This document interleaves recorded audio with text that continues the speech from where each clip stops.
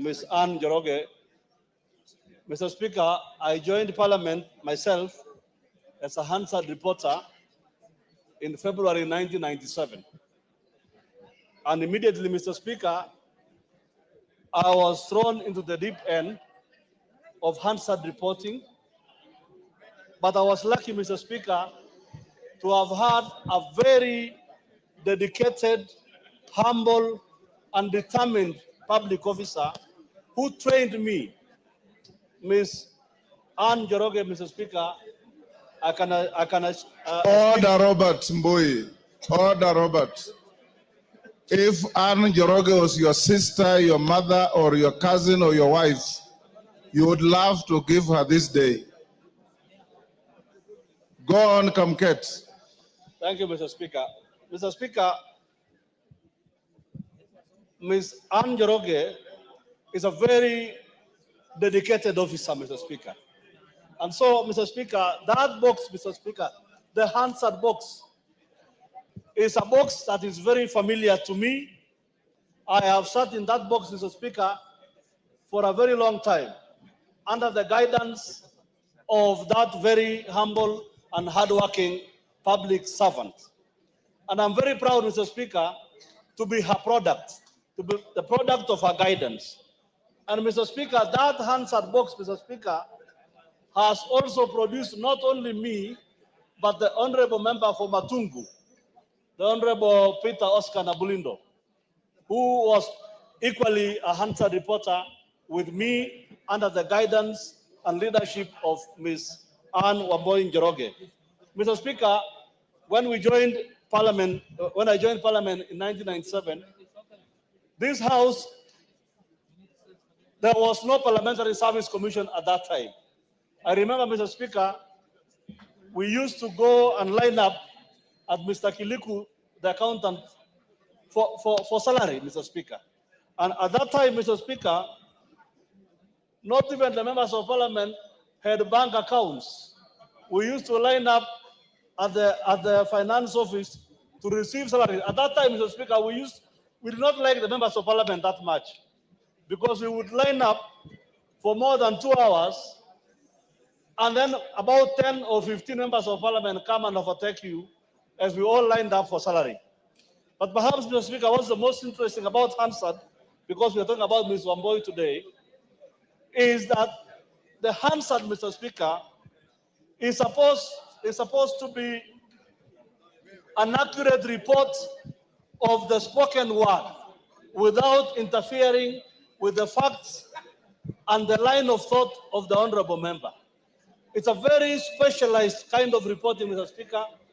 And I want to say that in the office that I worked with, in the Department of Hansard, led by Ms. Wamboi and other officers, we were able, and I believe even as at now, we were able, Mr. Speaker, to capture the lines of thoughts of honorable members, organize their thoughts without losing the facts and realities of what they want to present. And the next day, Mr. Speaker, whenever a member wanted to have or wanted to go through what they contributed to in the House, they would be mesmerized at how well they spoke, at how well thought out their ideas were, only because, Mr. Speaker, the Hansard officers put in many hours of work to make everything right. So, Mr. Speaker, as my colleague, my former boss, Ms. Njoroge, retires, I want to wish her the very best in her life. And I want to say, Mr. Speaker, that box there, the Hansard box, is a great box. And all officers of Parliament who have worked in other departments, those who have made it to members of Parliament, I want to say that everybody has a chance in life to be a leader of this country. And Ms. Anne Wamboi Njoroge is a great person. She's a great woman, and I'll forever be grateful to her as a person whom she mentored into the great member of Parliament I believe I am today, Mr. Speaker. I thank you, Mr. Thank Speaker. you. The second and last tribute to Ms. Njoroge is from Owen Bayer, who represents the constituency where she came from before she came here. Okay. Honorable Speaker, I rise today to salute a distinguished public officer, Mrs. Anne Wambui Njoroge, who has recently retired from her position as the Director of Hansard and Audio Services in the National Assembly. Mrs. Njoroge's journey in the public service began on October 7th, 1991, when she was first appointed as a Hansard Reporter 2 in the Hansard Department. Her dedication and commitment saw her rise through the ranks until she was promoted to the position of Director, Hansard and Audio Services in the National Assembly, the position she recently retired from. Mrs. Njoroge has been an integral part of the Hansard Department and of the National Assembly, contributing to the accurate and comprehensive recording of parliamentary proceedings. Her meticulous attention to detail and commitment to excellence have ensured that the Hansard reports remain a reliable and valuable resource for members of Parliament, researchers, and the public. Honorable Speaker, before joining public service, Mrs. Njoroge served as a teacher at Kwale Boys High School, where she taught many students, including Mike Mbuvi Sonko, former Makadara MP and second Nairobi County Governor and first Senator of Nairobi County in Form 2 in 1990. Honorable Speaker, Mrs. Njoroge's tenure has seen her work alongside many prominent figures in Kenyan politics, including the late President, His Excellency President Mwai Kibaki, the late Honorable Michael Wamalwa, the late Honorable Jaramogi Oginga Odinga, the late George Anyona, the late Honorable Martin Shikuku, the late Honorable Henry Nthenge, the late Honorable Kenneth Njindo Matiba, the late Honorable Jeremiah Nyaga and his sons, the Honorable Norman Nyaga and the late Joe Nyaga, the late Honorable David Mwenje, the late Honorable William Olen Timama, and the late Honorable Bonaya Godana, to mention but a few. I'm also told that she taught the Honorable Mashetani, the former MP for Lungalunga. She recalls memorable events, Mrs. Njoroge, such as one, members' induction in 2013, where she presented on parliamentary privileges and gave the example of Honorable George Nyanja, the former MP for Limuru constituency, who jumped the fence along Uhuru Highway in the 1990s to avoid being arrested. She also recalls the firm chairmanship of the late Honorable Anyona as the chairperson of the Public Accounts Committee, and the late Jaramogi and the late Kijana Wamalwa as their chairpersons of the Public Investments Committee. The Honorable Anyona was also a firm deputy speaker. Honorable Speaker, Mrs. Anne Wambui Njoroge's contribution to the Hansard Department at the National Assembly has left a lasting legacy. Her unwavering dedication and professionalism have set a high standard for all who follow in her footsteps. As we recognize her invaluable service, let us extend our heartfelt gratitude and best wishes for her future endeavors. Honorable Speaker, please join me in recognizing and celebrating on a remarkable career of Mrs. Anne Wambui Njoroge. Honorable Speaker, I would like to salute and I give you the greetings of the Leader of the Majority, Honorable Kimani Ichung'wah. Thank you very much. Honorable members, can we have a foot thumping for Ms. Njoroge? Thank you. And we wish you well in your remaining productive years in public life. And may God give you guidance and protect you. Next.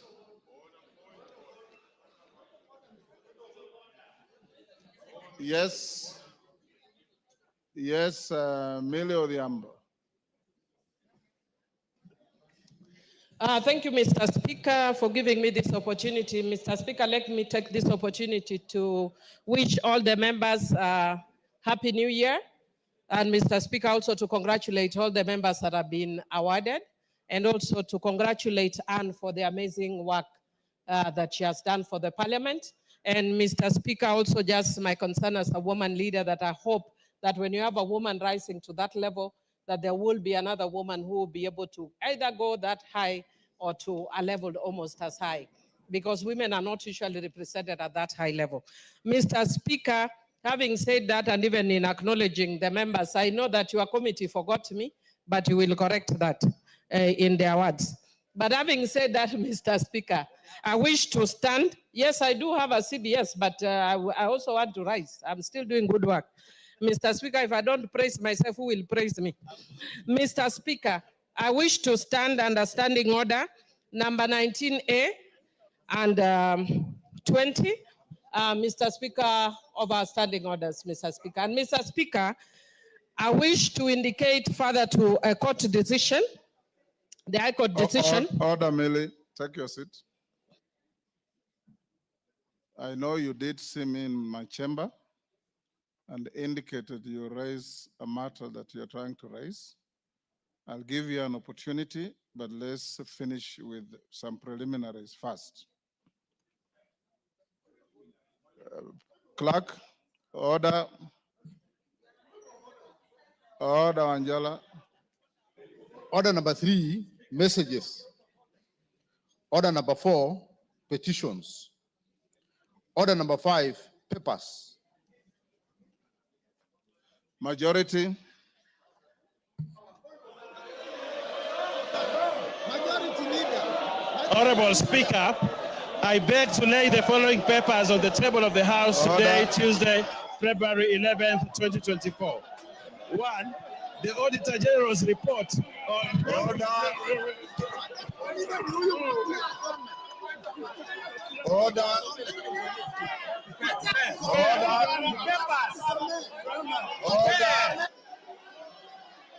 Order. Order. Order.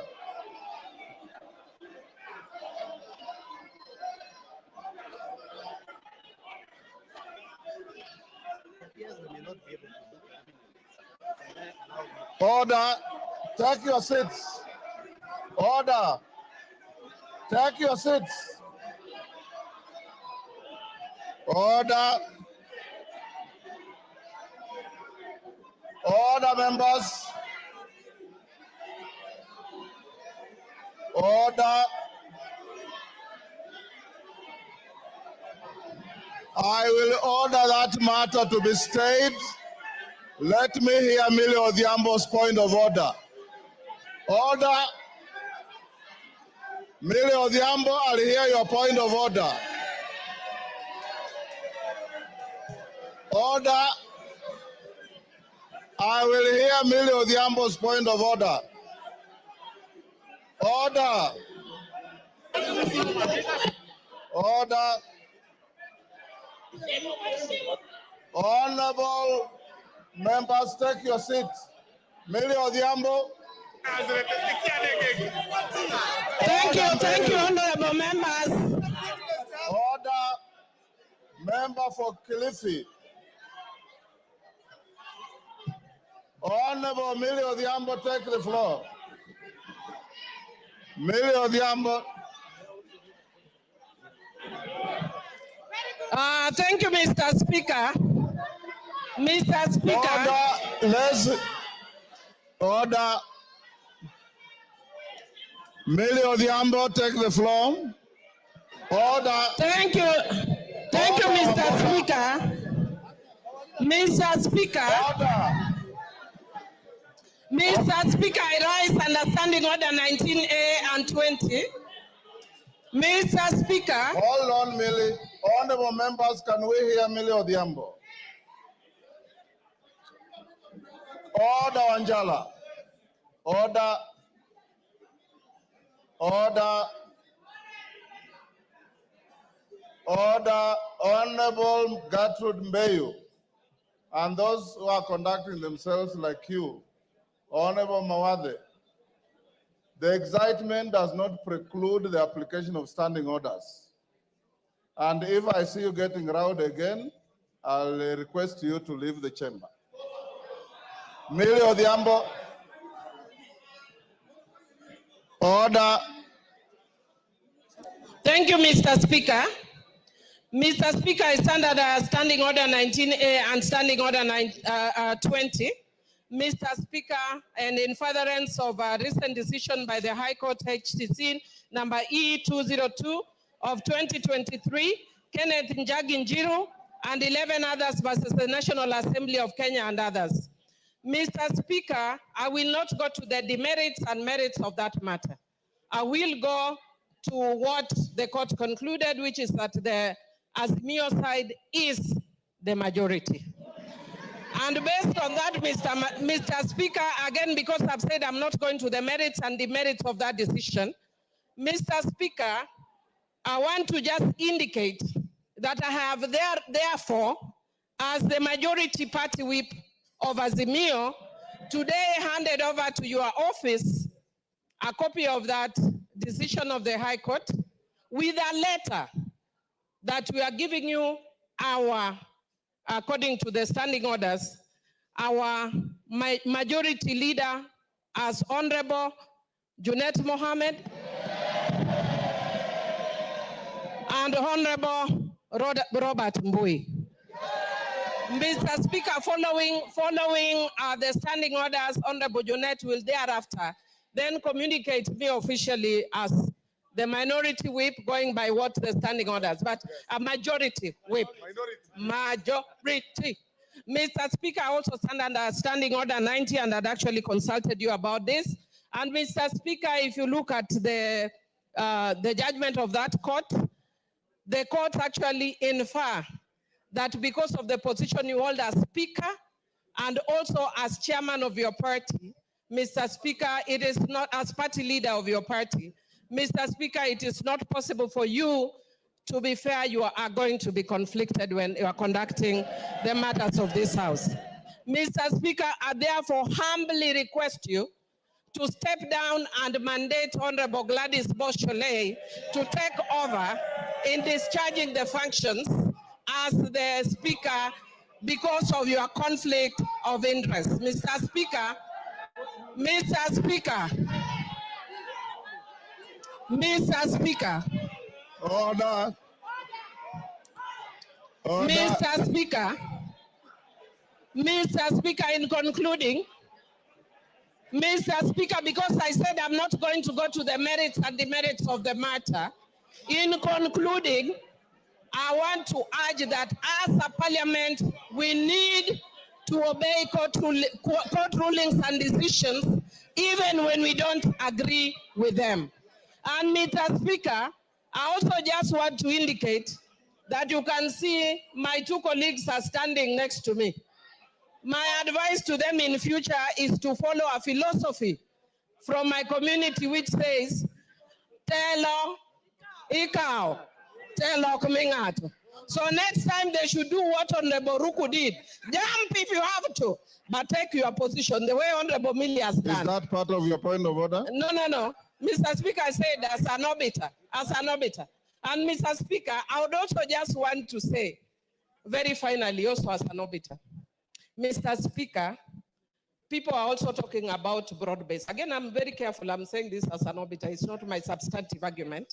Mr. Speaker, people talk of broad-based.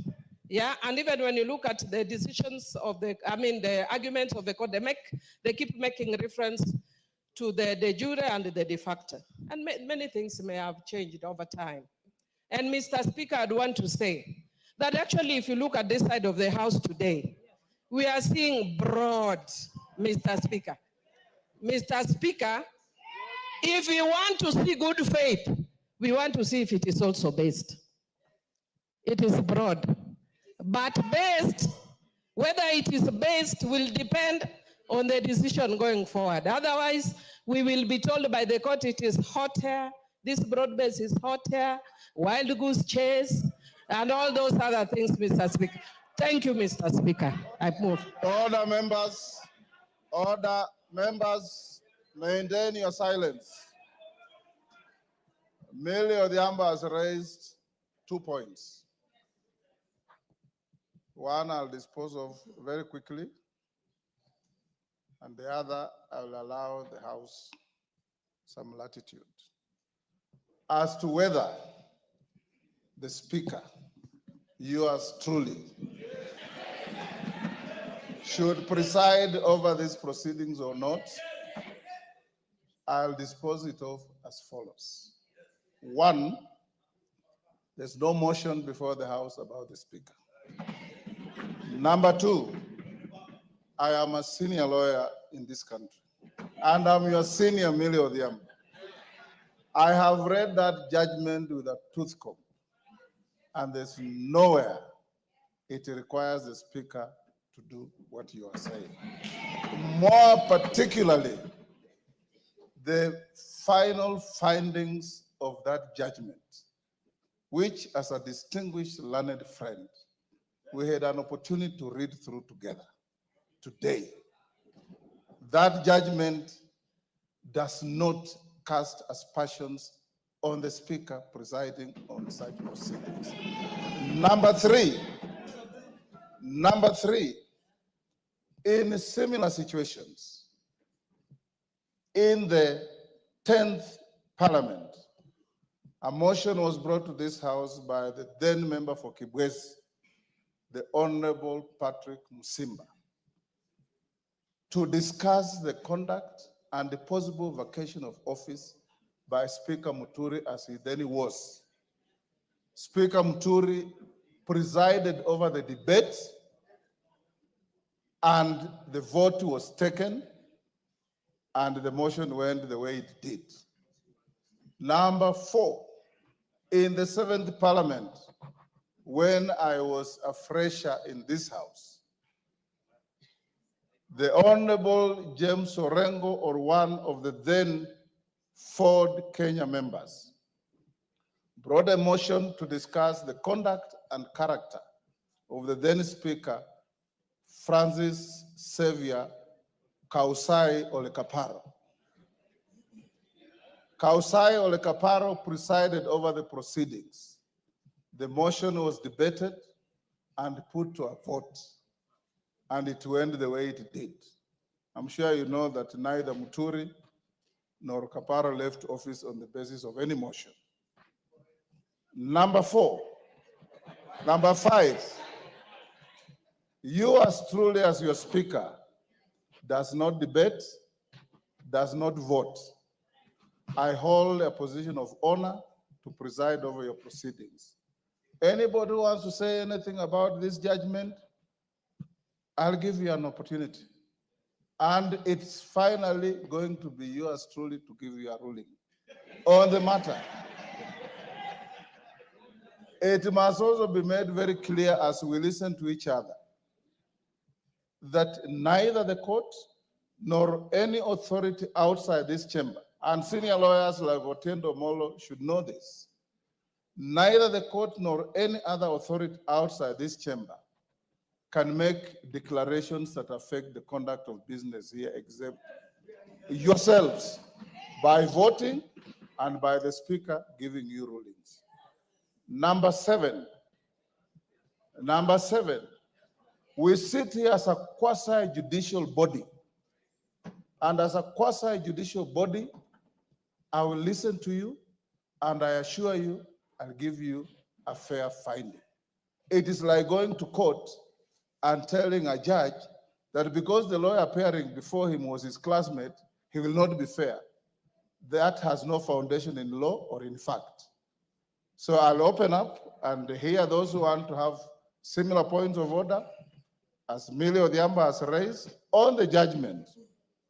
And I want also to caution you members that your standing orders do not allow you to discuss the person or character of any judge unless you have brought a special motion to discuss that judge.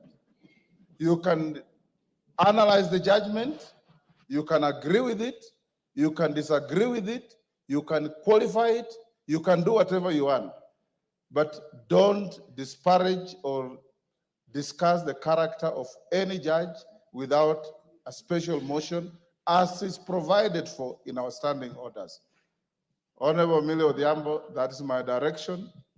Thank you.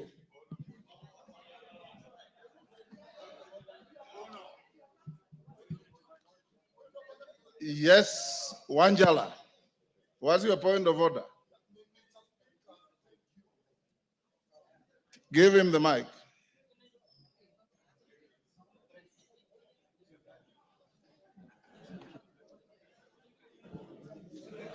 Thank you, Mr. Speaker. Thank you for the first clarification, which we have humbly understood and agreed with. But Mr. Speaker, you have left out the second issue about the majority leader in the House. Order, Angela. That is exactly the issue that Millie raised. That she has written to the Speaker. Yes, I've received the letter. I'll analyze it. I have given you an opportunity to speak to her point of order or any other point of order. Yes. Yes, Junaid Mohammed. Mr. Speaker, first I want to say today that I am privileged to speak from the seat of the majority leader.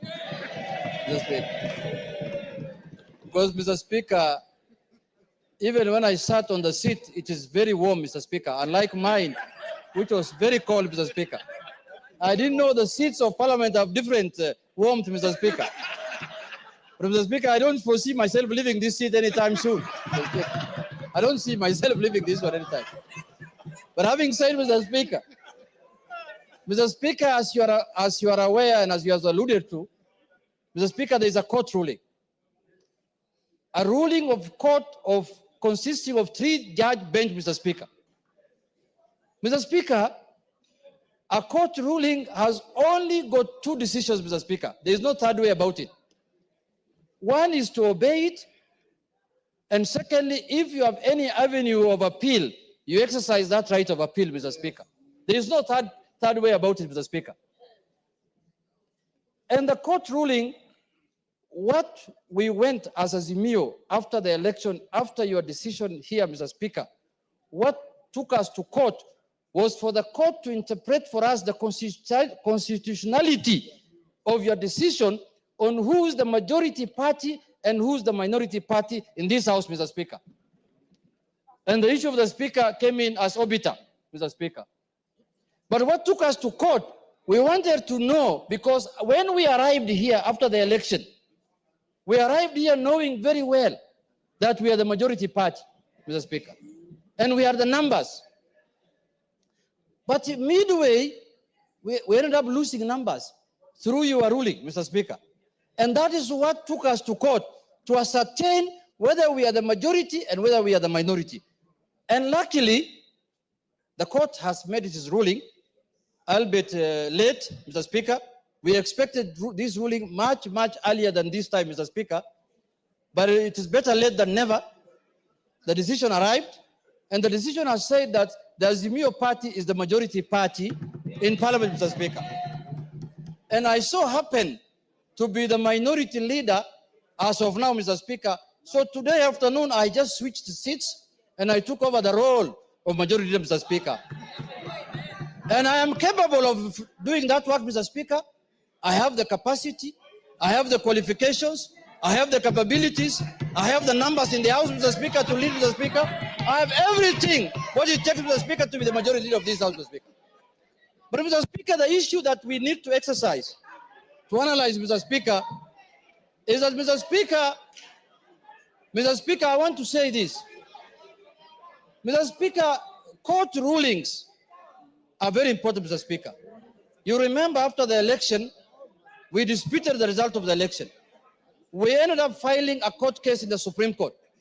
The Supreme Court pronounced itself that we did not win the election, and the other party won the election, and we abided by it, and we respected the court ruling, Mr. Speaker. This court ruling also must be respected, Mr. Speaker, because it's not like any other court ruling, Mr. Speaker. It's a ruling of the Court of the Republic of Kenya, Mr. Speaker. Mr. Speaker, this ruling cannot be taken jokingly, Mr. Speaker. When I went through it last evening, Mr. Speaker, these judges are raising very serious fundamental issues. They are raising issues relating to violation of the Constitution, Mr. Speaker. And you remember we impeached someone here because he violated the Constitution, Mr. Speaker.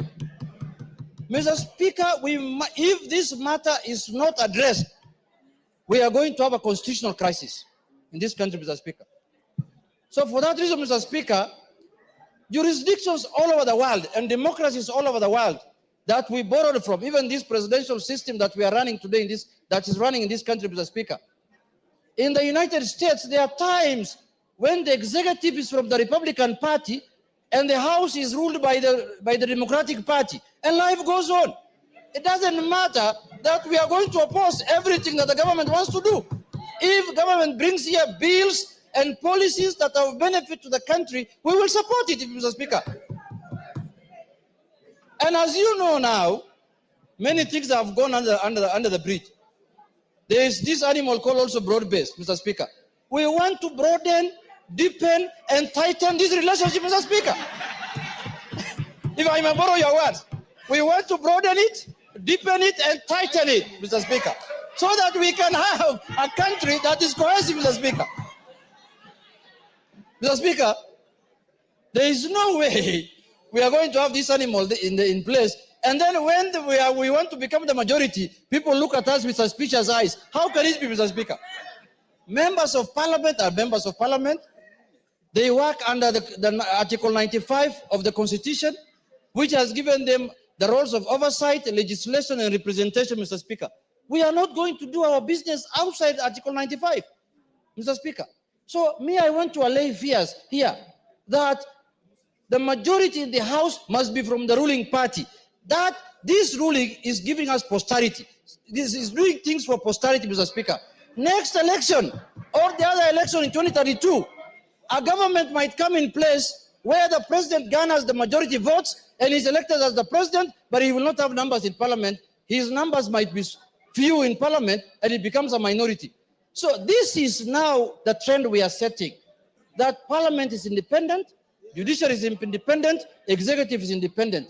We have no problem with the executive to do their work, and we know the President of the Republic of Kenya as of today is Honorable William Samoei Ruto, Mr. Speaker. There is no doubt about that. So there should be no ambiguity and doubt that the majority leader in the National Assembly is Honorable Junet Mohammed, the Member of Parliament for Sunai, Mr. Speaker. Mr. Speaker. And I am going to serve the country diligently, Mr. Speaker, without any fear and favor, Mr. Speaker. I am a seasoned politician. I am serving my third term in Parliament, Mr. Speaker. I know how Parliament operates. I know how Parliament does its work, and I understand how bills are done in this Parliament, Mr. Speaker. I have gained enough experience.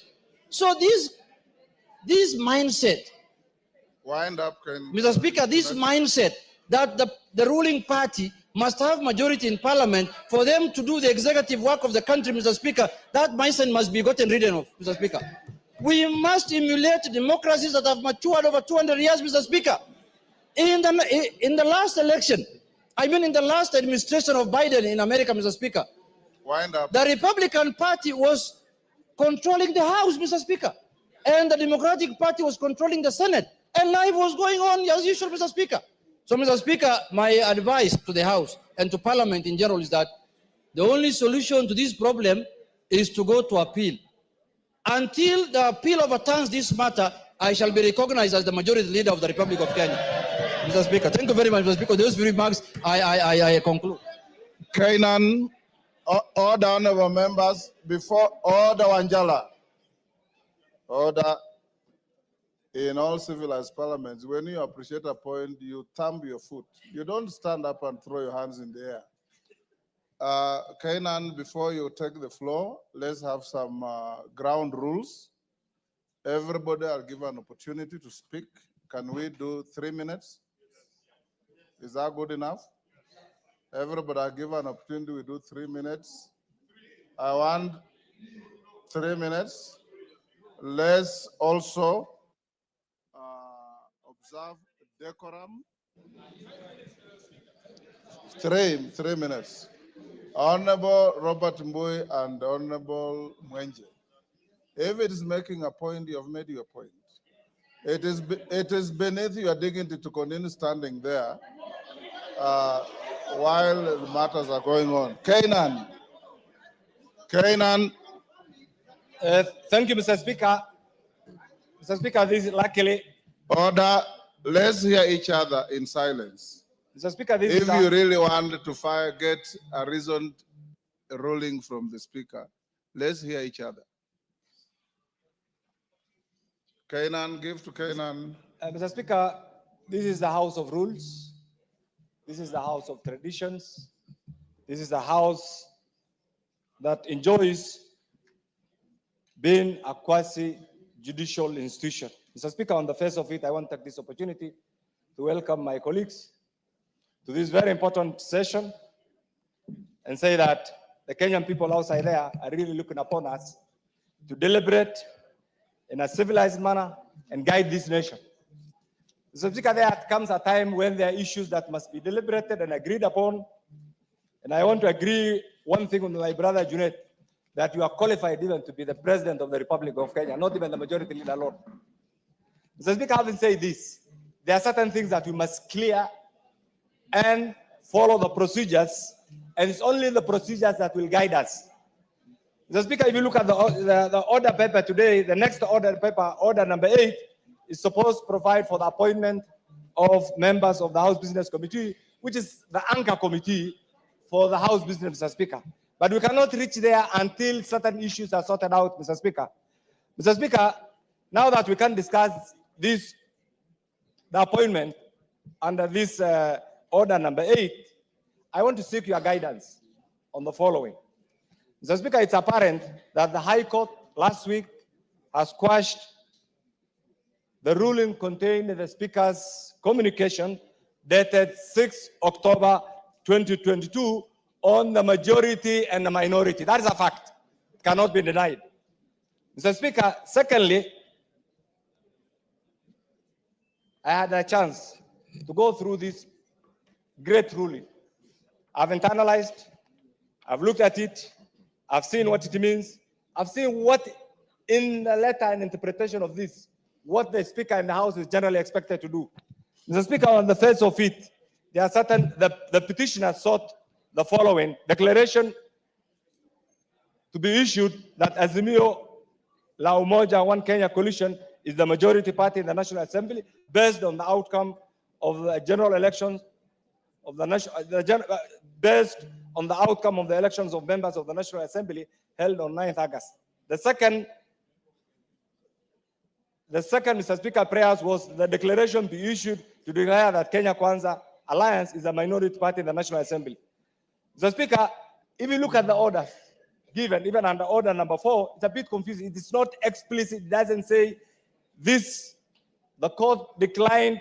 They quashed the Speaker's ruling, but did not give proper guidance on what constitutes the majority and the minority. Mr. Speaker, from Give him 1 minute. it is clear, Mr. Speaker, the court quashed the ruling of the majority and the minority, but never answered the question on how this later on is going to be arrived in the House, Mr. Speaker. Mr. Speaker, this means we are back to square one where we were when this parliament started. We are back to square one, Mr. Speaker. Mr. Speaker, unless this question is determined, we are staring at a crisis. Mr. Speaker, I say this because standing order, Yes. standing order 171. I'm on a point of order, Mr. Speaker. Yes, Wanjala. What's your point of order? Give him the mic. Give Wanjala the mic. There you are. Mr. Speaker, courts are arbiters. And when they have given orders or declarations, it's up to the institution to implement. It is not debated. Order, You Wanjala. have seen the ruling of the court. Order, Mr. Speaker, Wanjala. Order. Order, Wanjala. I don't know whether, have you even read that judgment? Have you read that judgment?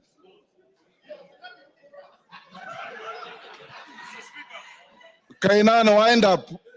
Trying to say that unless this question pursuant to Standing Order 171 is determined, we are facing a crisis, and this crisis can only be sorted out with a proper guidance from the Speaker. And therefore, Mr. Speaker, what I'm trying to say is this: This state of affairs, Mr. Speaker, portends a crisis for the House, Mr. Speaker, There's and no therefore crisis. we want your guidance, Mr. Speaker, pursuant to Standing Order 171, You'll on which get it. party is the majority and which party is the minority. Once that is determined, Mr. Speaker, all the other things will flow, Mr. Speaker, and therefore I want to seek your guidance on this. Osoro, Thank you very much, Honorable Speaker. Honorable Speaker, Mr. Speaker, he's Order. occupying our space, Mr. Speaker. order, Why can't they just move to their side? order, Robert Mbui, order. Order, Robert Mbui. Order, Robert Mbui. If you listen to me carefully, Robert Mbui, order members. And I want you to listen to this carefully. Order members. Order. I did say Robert Mbui, and you are misconducting yourself. You are too senior to be told to leave the chamber. I did say, and I want to repeat, and Emilio Odhiambo, who raised the point, has read this judgment clearly. The judgment quashed the direction of the speaker on the majority-minority. The judgment never declared who is the majority. It is not the court to declare the majority. It is the speaker of this house. And you better know that. It is the speaker of the house to declare the majority. Robert Mbui gone. Not Osoro. okay. Thank you very much, Honorable Speaker. Honorable Speaker, I want to speak it up from what you've actually said, Honorable Speaker, that even upon reading the judgment of the court, the standing orders of this House, Honorable Speaker, gives you power to declare who is the majority and who is the minority. We appreciate the judgment of the court as it is. We are ventilating about the judgment. We respect the courts. But again, it is these very laws that govern, as Honorable Speaker, that give you that power, as Honorable Speaker, to declare the majority and minority. So even as Honorable Junet and the Honorable Emilio Odhiambo, Honorable Speaker, live on rented space, they should know that the final declaration of majority and minority comes from your seat, Honorable Speaker. But even then, Honorable Speaker, perhaps we should ponder and ask ourselves these very pertinent questions. In the past 2 years that we've served in this House, Honorable Speaker, we've served in these capacities, as it were, on who is the majority and who is the minority, Honorable Speaker. Several decisions have been made.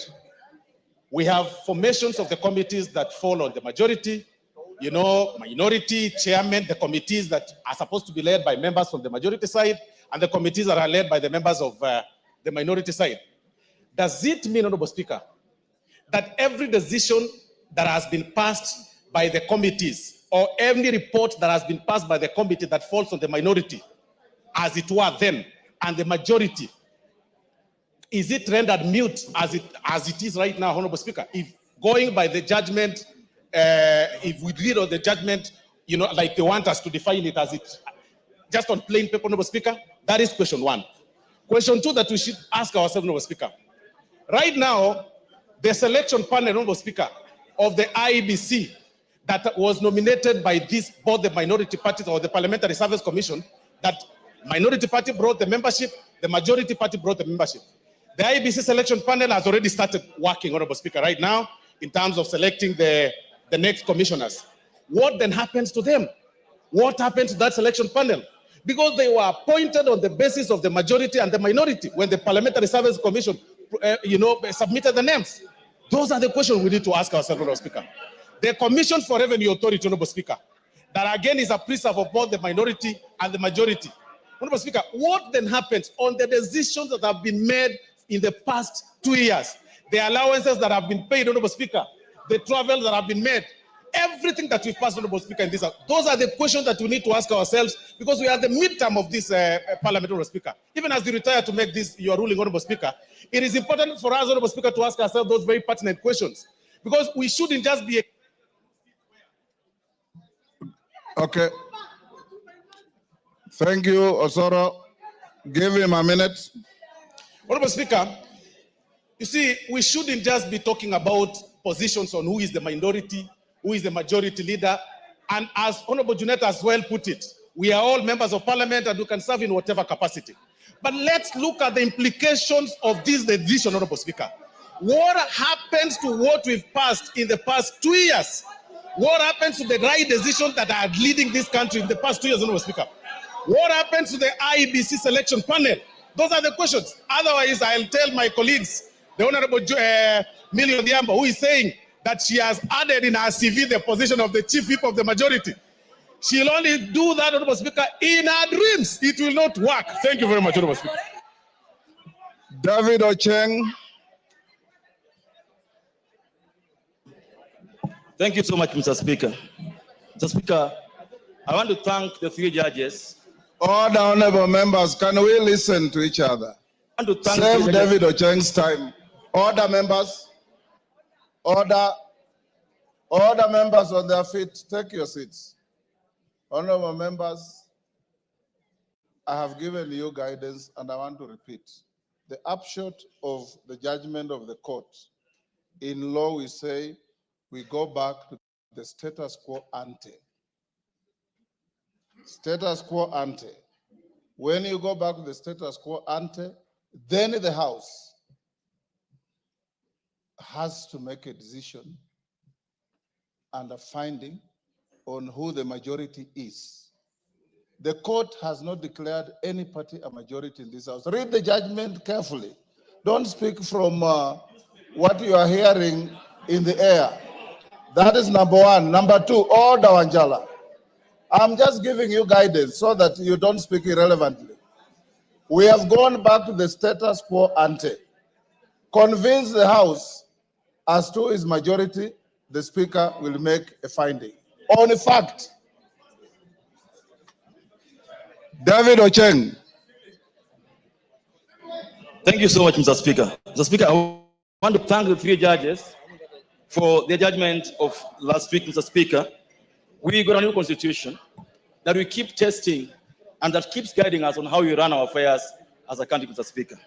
Mr. Speaker, under the law we passed in this parliament on coalition making, Mr. Speaker, it is presumed that there will be coalitions, people will leave coalitions, some will enter coalitions, Mr. Speaker, and so it is presupposed that in any term of parliament, Mr. Speaker, one side will be a minority today, tomorrow that side may be a majority, because this is a moving target, Mr. Speaker. Mr. Speaker, as to who is minority or majority, it's not cast in stone, and therefore the finding by the court, Mr. Speaker, that the decision on who is majority in the 13th parliament, it was decided on 8th of August 2022, is wrongful, Mr. Speaker. I disagree with it because, Mr. Speaker, today, if Ford Kenya and ANC that was left Kenya, Mr. Speaker, and joined Azimio will have more members than the remaining UDM, Mr. Speaker. And in that regard, Azimio will be the majority party, Mr. Speaker, and will be called upon to make the decision as Speaker and will decide as so. So I disagree with the judge's finding that the decision on who is majority and minority was made once. It cannot be made once. It depends on the facts of the day in this House. If, for example, tomorrow I'll be heard, I'm sure I'm going to be heard. I'm sure I'm going to be heard. I will be heard, Mr. Speaker. Because, Mr. Speaker, if today in Azimio, if Wiper left and Jubilee left and UDM left, Mr. Speaker, Azimio will have only ODM with 85 members, Mr. Speaker. It will be a minority. So the decision on who is minority and majority, Mr. Speaker, moves like a pendulum depending on who has left which coalition. So you cannot tell us that that decision is made once only in the election, Mr. Speaker. And that's why the judges are wrong on this matter, Mr. Speaker. Number two, Mr. Speaker, very important, Mr. Speaker, it's very important to note, Mr. Speaker, that the day you made this, Mr. Speaker, the day you decided on this matter, you had facts before you. You had evidence before you telling you that UDM has left Azimio. MDG has left Azimio. UDM, MDG, NCPP, PA, you had those facts before you. You couldn't ignore those facts.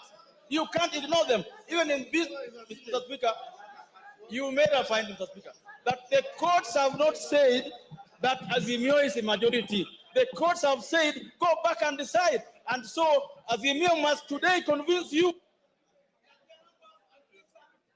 Yes. Morogara, I'll give you. Gara. Thank you. Thank you very much, Mr. Speaker. Mr. Speaker, what you need to decide on is the wording of Article 108 of the Constitution and the Standing Order number 19 of our standing orders.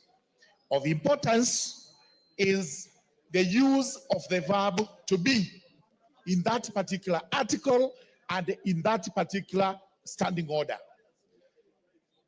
The minority or majority party is the party at that particular moment. And therefore, it is not cast on stone, as the court tried to tell Kenyans, that majority and minority on the election date. The words used, the tense used is, which means from time to time as the issue comes into question. Therefore, the court was wrong, and this is one of the,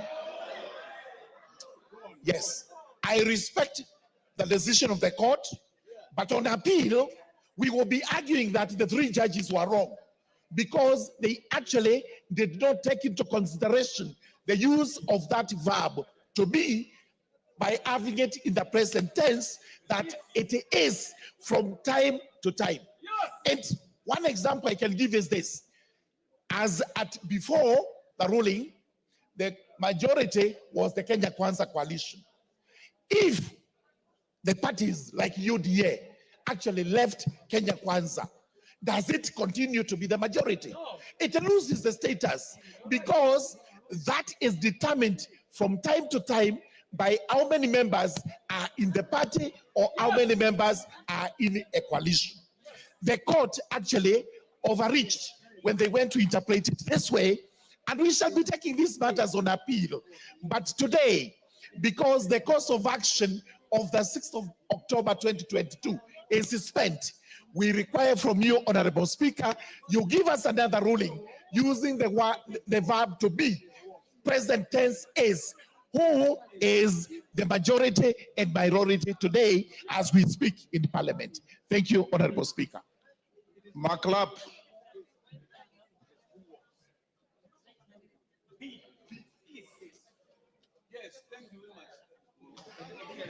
Thank you, Mr. Speaker. I want members protect me from these members. So, Speaker, this decision of the court, I find it belated. So, Speaker, for one reason. This decision was based at a freezing point.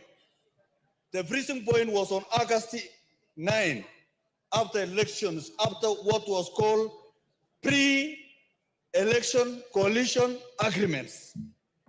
After the 8th and after we were sworn in, Mr. Speaker, there was again post-election agreements, meaning, Mr. Speaker, that the formation of parliament and the composition of parliament and in terms of parties and coalitions is a moving average. Mr. Speaker, is a moving average that will be determined by interests of members of parliament and the parties that form that particular coalition, Mr. Speaker. You are aware, Mr. Speaker, during your determination, at that time, Mr. Speaker, parties like Jubilee had some members moving to Kenya Kwanza. There were some members, Mr. Speaker, UDM had already changed the position, Mr. Speaker. So even if Wamunyora have changed their position now, Mr. Speaker, you need to ensure there is a post-election agreement, Mr. Speaker. So, Mr. Speaker, what we are determining, Mr. Speaker, is a fundamental thing that will guide Parliament for many years. Mr. Speaker, we must determine how many post-election coalition agreements that shall continue to be there to guide the majority and minority in Parliament, Mr. Speaker.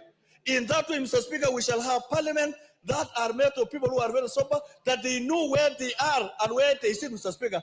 Mr. Speaker, in a parliamentary system, Mr. Speaker, It doesn't matter where you sit here in parliament. It is only a tradition. It is only a tradition, Mr. Speaker. But in terms of determination, Mr. Speaker, of minority party or majority party, rests on your case, Mr. Speaker, and rests on existing post-election agreements that have continued to be there, Mr. Speaker. So it is over to you, Mr. Speaker. Based on those, Mr. Speaker, this is a continuous moving average and it will continue to change, Mr. Speaker. Thank you, Mr. Speaker. Donya.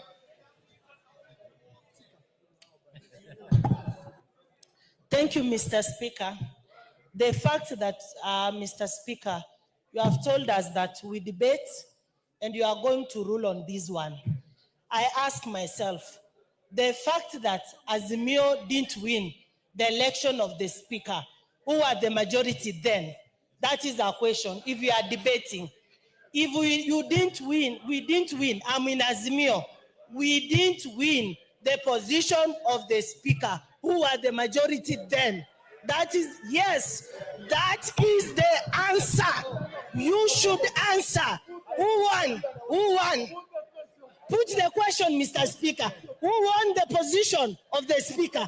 Then, who are the majority? Then, we should be debating on other things, Mr. Speaker. We should help our people.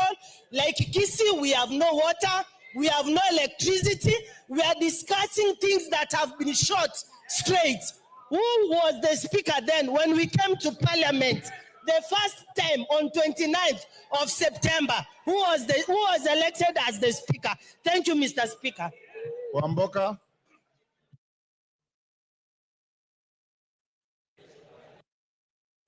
Thank you, Mr. Speaker. My contribution is as follows. First, I'll speak as an elder from Luya community.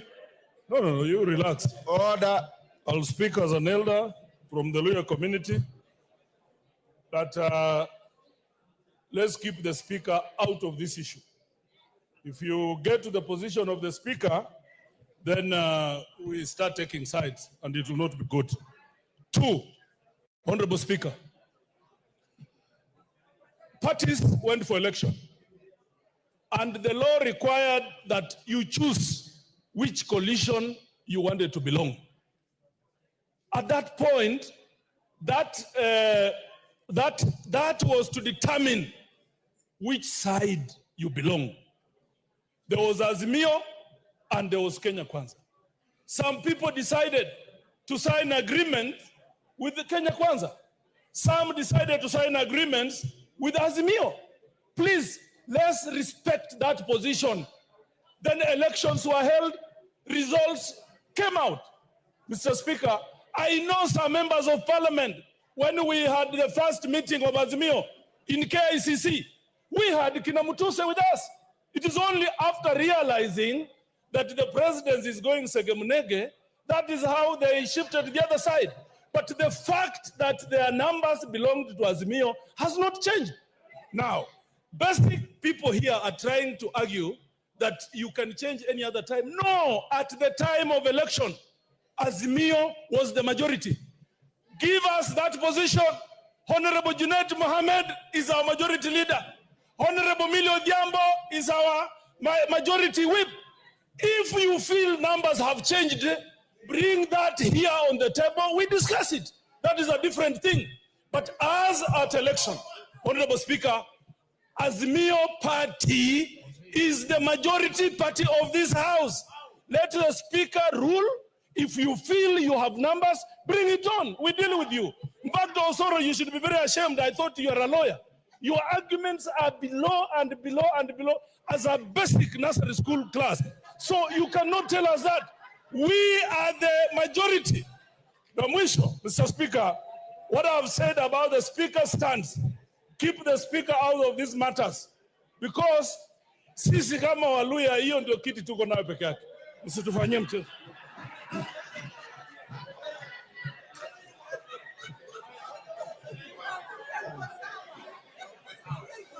Sabina Chege. Sabina Chege.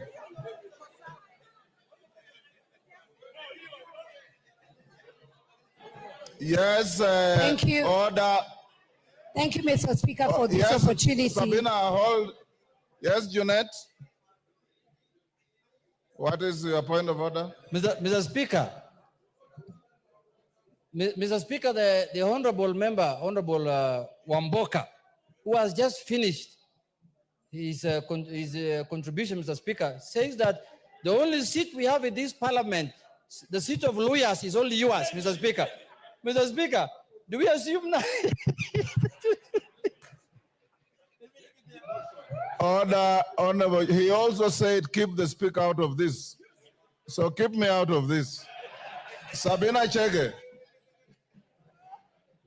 Thank you, Mr. Speaker, for the opportunity. And Mr. Speaker, from the onset, I want to say that this judgment is meant to bring paralysis in this House. And you need, Mr. Speaker, to make a decision on this matter.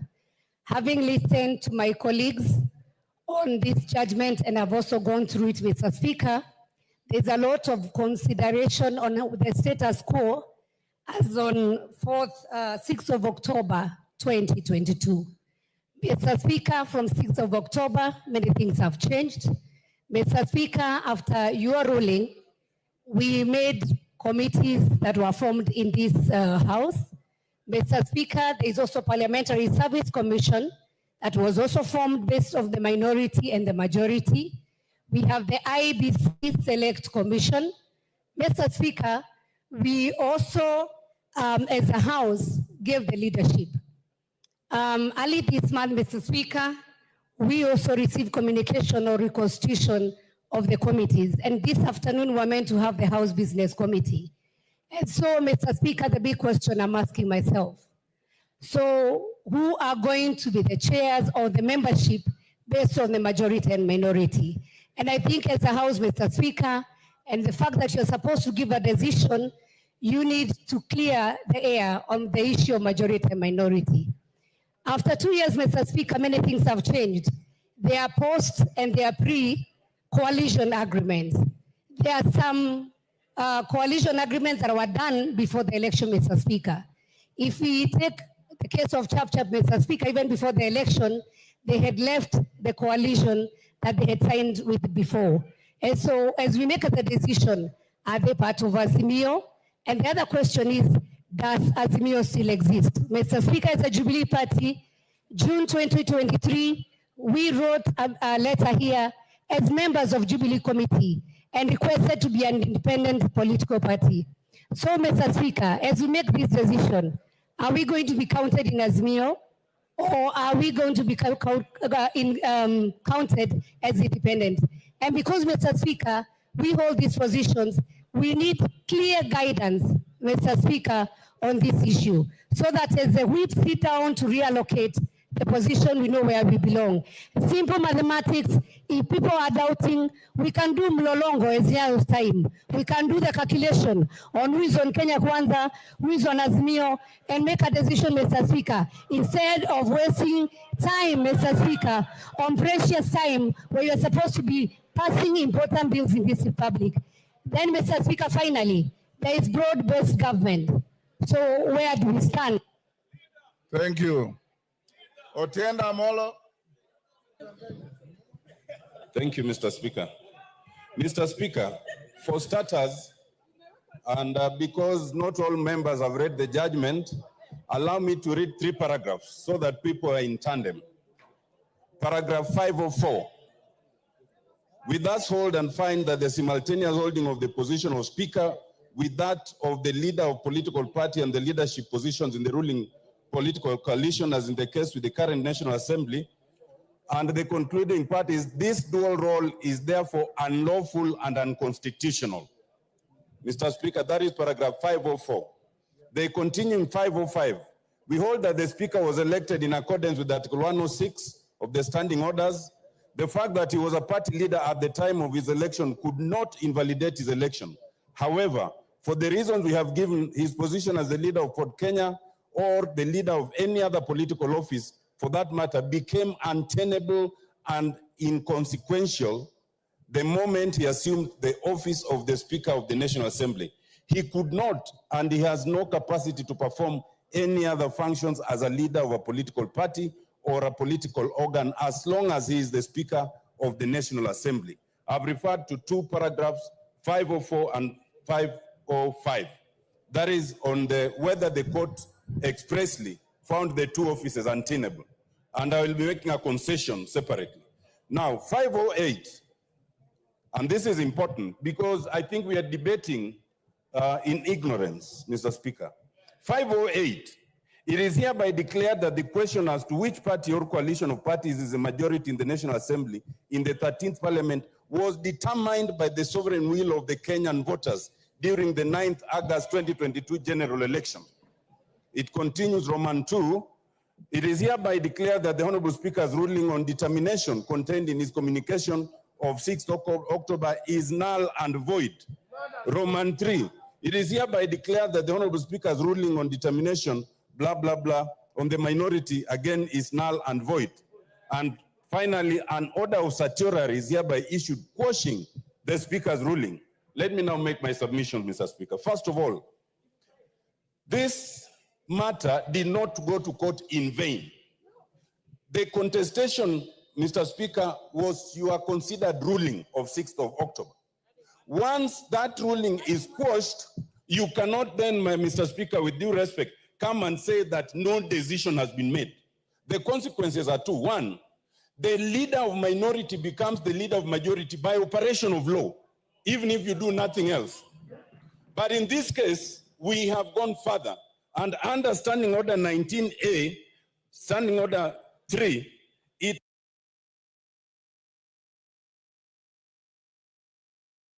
I'll add you 1 minute. 1 minute. Mr. Speaker, under 19A is very clear. The majority party whip shall communicate the name of the members elected under paragraph 1 to the Speaker in writing. And that was already done by the Honorable Millie Mabona. That settles that case. Mr. Speaker, the only way we can start debating whether this decision quashes and changes the position of majority and minority is if we want to practice impunity. Mr. Speaker, and I agree with your observations, it is not in this forum to question the reasoning in the judgment. That must be questioned elsewhere. The only issue is it the finding of the court? And it is. And if we are to be a country that practices the rule of law, let it be appealed. But until then, let it be implemented. Let the Honorable Junaid Mohammed be the majority leader. And it does not matter whether you are in government or not, because we are not debating who's in government and who's not. We are not debating the reasoning. Mr. Speaker, we are not even debating your election because we all participated.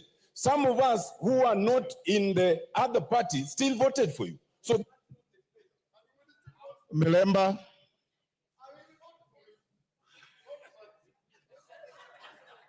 Order, Anjala. Thank you, Honorable Speaker. Order, Anjala. It suffices to mention that the senior counsel has also read the judgment very selectively. Very selectively. Yes. Thank you, Honorable Speaker. And I think this judgment is good. And I want to ask members to exercise restraint the way we are doing as we deal with it, because it will grow our own standing orders and decisions that have been taken by this parliament before, just like when we had the stalemate on who should lead the House Business Committee, and the Honorable Marende made the ruling that has been talked about. Honorable Speaker, in the judgments, which I've also read about 508 paragraphs, I want to spot out one, and which I think the senior counsel did speak on. And that's the one that says that the question as to which the party or coalition of a party is a majority party was determined by the sovereign will of the people on the 9th August 2022. That is as it goes. Honorable Speaker, this statement and this paragraph presumes that Parliament will stay static and there will be no changes in Parliament as at the time when the elections was done. The truth is that if we were to follow this, it would mean that majority party would remain majority party for 5 years as determined at the time of the general elections. That is not correct. Majority and minority parties are fluid situations that keeps on changing depending on many happenings within Parliament. We know of the by-elections that are forthcoming in some of the constituencies. We have 4 constituencies which you can name: Benisa, Ugenya, and others which lost or don't have members of parliament. What are the kind of results that will come out of that situation? Will it not numerically affect the majority and minority leadership in the House? Those are issues that I want you, Honorable Speaker, to determine. It also assumes that there are no post-election agreements which can be done. When you go to Schedule 3 of the political parties, it talks about how coalitions can be entered. You can get out of coalitions, and it determines how they can be done in law. If all those changes have happened, then we cannot be static and say that it is static for 5 years. And therefore, one other reason, Honorable Speaker and members, why the court did not go to the extent of determining is because there are 3 arms of government. They have the legislature, we have parliament, and we have the judiciary. And the parliament is independent, honorable members. Let's not allow that we shall be told what to do. Here, this must be done by the rules and order of parliament, which is our own standing orders. And that is why, Honorable Speaker, you have to make a ruling on this, on which political party, as of now, give me some more time, is the majority in the House. This is not a static position. It's a fluid position that keeps on changing. Let me refer to governments like governments in Germany, Israel, very good examples. Currently, the Prime Minister of Canada is going to resign. Why? Because he has lost some of the coalition parties that were around him. Once he loses them, he's no longer the leader. And therefore, we have to rearrange parliament. Thank you, and I submit. Karole Omondi. Thank you very much, Right Honorable Speaker. I did raise this matter on October 6th. Actually, it was my first statement in this House on the question of which of the coalitions was majority party in this House. The courts have made that decision somewhat by not declaring, but by giving the indication as to how the process should be done. I think we should frame our issues in terms of 5 questions. On the question of what is majority party, it is not for the court, it is not for the Speaker to decide. It is not even for this House to debate and decide. Our standing orders clearly provide the mechanism of determining which is the majority party in this House. The clerk writes to the registrar of political parties. The registrar of political parties gives us a return based on IEBC election results. And on the basis of the letter from the registrar of political parties, this House gets to know which is the majority party. That is the position in law. That is the position in law. And that is what I raised on October 6, 2022. And that is the path we must go back to. That is the path we must go back to. It is not for the courts, it's not for the Speaker, it is not for this House to debate or decide the majority party. Second question is who the majority leader or the minority leader is. By dint of this decision, as we speak today in this House, there is neither a majority leader nor a minority leader. By dint of that decision. And again, our standing orders and the Constitution provide a pathway. We have, as coalitions, must hold elections and bring minutes tabled in this House to determine who the majority leader is, who the minority leader is. That has not been done. So there is no majority leader, there is no minority leader today. My friend Kimani Chungwa is out of work, Junet Mohammed is out of work. The third question is the question of the import of this judgment on the position of the Speaker. The position in law is that the Speaker was elected by a majority of members of this House. This decision does not affect your position. Number 4, the question of the constitution of the committees of this House. We cannot even proceed to constitute the House Business Committee today because we neither have a majority or a minority leader. We have to determine those questions first before we go forth and constitute committees of the House. Finally, the impact of this decision on the previous decisions of this House. None. Whatever was done then in good faith holds. We must now proceed and write to the registrar to tell us who the majority party is. That is the position in law. Thank you, Mr. Speaker.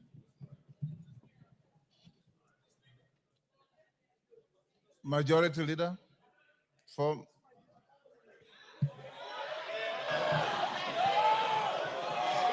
Kimani Chungwa. Thank you. Imani Chungwa will speak. Thank you, Honorable Imani Speaker. Chungwa will speak. Thank you, Honorable Speaker. Honorable Speaker, let me first welcome members back to the House after the long recess and join you in thanking members even for showing up during the special sitting last month. Honorable Speaker, I also take cognizance of the issues before you and before the House.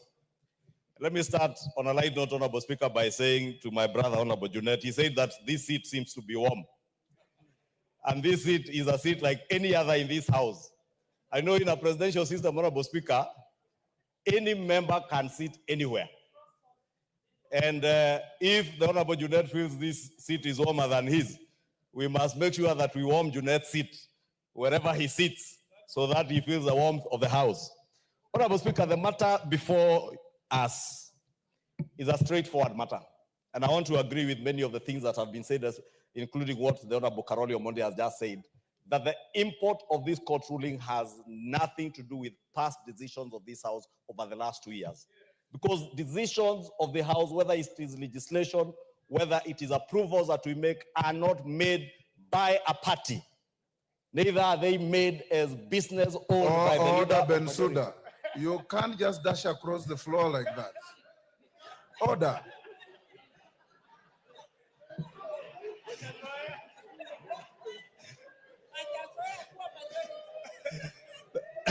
Thank you, Honorable Speaker. Honorable Bensouda is not used to sitting on this side of the House, so we may forgive her. Honorable Speaker, I was saying that decisions of the House are decisions of Parliament. That is why when we move a bill, a government bill, moved by the leader of majority, when it is approved by the House and enacted as law, it becomes an act of Parliament, not an act of the leader of majority or an act of the government of Kenya. It becomes an act of Parliament. Therefore, all previous decisions made by this House have been decisions of the House, and the House subsists as it were on the 9th of August 2022, as it is today, Honorable Speaker, with the unfortunate loss of one or two of our members who have lost, one through a by-election and one by passing on. Honorable Speaker, we also have a very good constitution, Honorable Speaker. And as much as I respect the decision of the court, I completely disagree with the court in many aspects, and some of which have been touched on. I do not want to dwell on to them, Honorable Speaker. But the question that we need to ask you, Honorable Speaker, and ask ourselves, what is it out of the 34 prayers? Honorable Speaker, there is a lot of loud consultations behind me. Order, members. I was saying, Honorable Speaker, the gentleman who went to court with a total of 34 prayers before the court. Amongst those prayers was a declaration by the court that the Azimio coalition be declared as a majority party and the leader of the Azimio coalition in Parliament be declared as the majority leader in the House. The court declined to give that declaration or that ruling. The only ruling out of the 34, Honorable Speaker, that was given by the court was to annul your ruling of October 2022. And the import of that annulment, Honorable Speaker, when they said that they found it to be unconstitutional, null and void, the import of that is we go back to the status quo as at 9th of August 2022. It's called status quo ante. Status quo ante, Honorable Speaker. You know, I'm only an accountant, I'm not a lawyer, Honorable Speaker. But at least, I also know, Honorable Speaker, because I studied in commercial law, in my accounting studies, the doctrine of ultra vires, where anything that is ultra vires the Constitution, any Give him a minute. Any statute, Honorable Speaker, or any act of Parliament that is inconsistent with the Constitution is null and void to the extent of that inconsistency. And I was saying we have a beautiful Constitution because this Constitution gives powers, or rather powers to enjoy rights, including the right of association, which is the most important thing in our constitution. Chapter 4 is what, chapter 4 for Constitution on the Bill of Rights is what has built our constitution as amongst the most progressive constitutions in the world. Therefore, the members, the 14 members in question, Honorable Speaker, from UDM, PA, MDDG, MCCP, enjoy certain rights that not an act of parliament can take away from them, including the right to associate. No court, no law can tell the member for Ugenya, MDDG, that he must remain in Azimio. There is no court, no act of parliament, including the Political Parties and the Political Parties Coalition Act that was acrimoniously passed in this House at the tail end of the last parliament, can force the 8 members of UDM to associate with Azimio. That cannot happen, Honorable Speaker, and that is why, to a large extent, I disagree with the court, because those 14 members enjoy certain inalienable rights to enjoy their rights of association, to associate with the political coalition they desired. And they told us, the Honorable Speaker, letters were tabled, including letters, Honorable Speaker, that I have seen from the Register of Political Parties, ascertaining that MDDG, UDM, PA, Maendeleo Chap have left Azimio.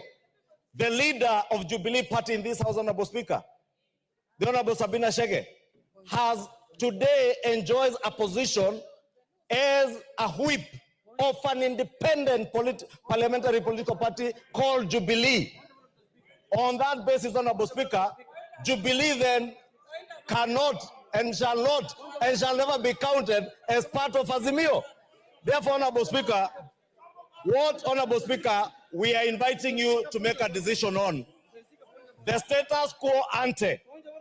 On status quo ante, Honorable Speaker, it is up to you as a Speaker to now make a fresh ruling, since you are ruling. Yes, Junet. Mr. Speaker, it is not my intention to interrupt. You have already done so. Yeah, my colleague, Mr. Speaker, yes, the minority leader. Mr. Speaker, is it correct, Mr. Speaker, for the minority leader to mislead the House that those parties who are members of Azimio cannot be forced to stay in Azimio, Mr. Speaker? To that extent, Mr. Speaker, there is a procedure of getting out of Azimio, Mr. Speaker. They have not followed the procedure, Mr. Speaker, and I can tell you I'm the Secretary General of Azimio, Mr. Speaker. They only wrote letters to me. They never followed the procedure, Mr. Speaker. And Mr. Speaker, I can see David Ochieng wants to respond to me. That's one member party, Mr. Speaker. We can discuss in this, Mr. Speaker.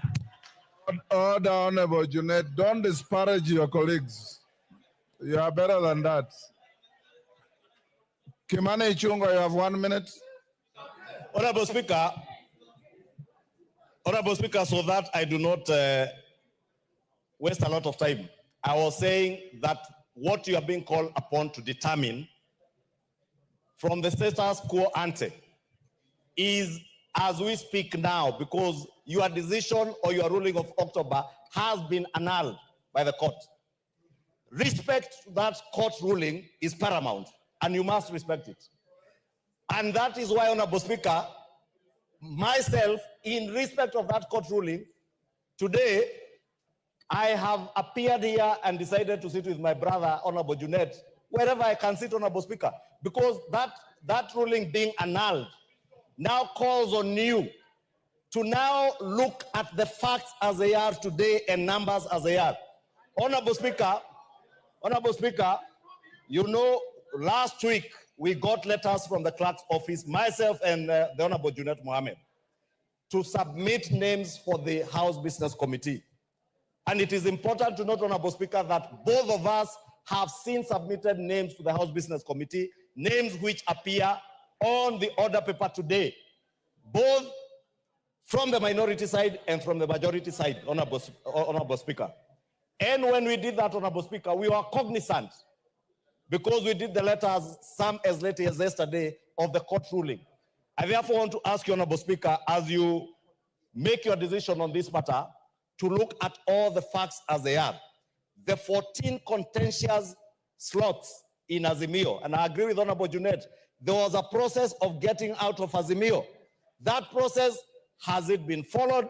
Are there letters? Because, Honorable Speaker, I have seen letters that confirm that UDM, MCCCP, PA, MDDG have left Azimio. The Honorable Sabina Shege, Honorable Speaker, I am speaking about the letters, Honorable Speaker, that I have, which I will table before the House, Honorable Speaker, because I have copies in the office from the Registrar of Political Parties. And therefore, Honorable Speaker, I want to beg of you that I make that decision, look at those facts. Also, Honorable Speaker, look at the facts that today, Honorable Speaker, the Honorable Osoro did submit a letter to you on my nomination and election as a leader of majority in September of 2022, signed and assented to by over 171 members of this House. The Honorable Junet Mohammed, late last year, after the Honorable Pio left, did submit the whip. Yes, wind up. The Honorable Junet Mohammed, in his nomination as the leader of minority, did submit a letter nominating him upon election by Azimio coalition as the minority leader, signed by a paltry 80 members of the Azimio coalition. Actually less than even what is provided for in our own standing orders, Honorable Speaker. Less than what is provided for in our standing orders, because our standing orders have a certain threshold as to who and how many members should have elected you as a minority leader, Honorable Speaker. And therefore, Honorable Speaker, it is my humble submission that you have facts on your table. Make a ruling when the time comes. Mwengi Mutuse. Pardon? Thank you, Mr. Speaker, for the opportunity. Yes. Mr. Speaker. Yes, David Ocheng, what is the point of order? I was mentioned adversely by the Honorable Junet. I told him he was out of order, so you are protected. Mr. Speaker, I just need to mention something that Mr. Junet claims to be the Secretary General of Azimio. Could you tell this House today where the Azimio offices are in this country? Mwengi Mutuse. Thank you, Mr. Speaker. And if you may protect me, that I may be heard in silence. Order, members. Order. Mr. Speaker, we are debating a very important matter. And you are sitting on a very delicate matter. When you retire to make a ruling, you'll be making a ruling for the country. I am one of the lawyers who participated in the litigation that led to this decision. And therefore, I am aware of the facts and the law and the arguments that went into court for this determination to be made. Mr. Speaker, importantly, as you retreat, I am elected under the Maendeleo Chapter Party, which is one of the parties whose membership is under dispute.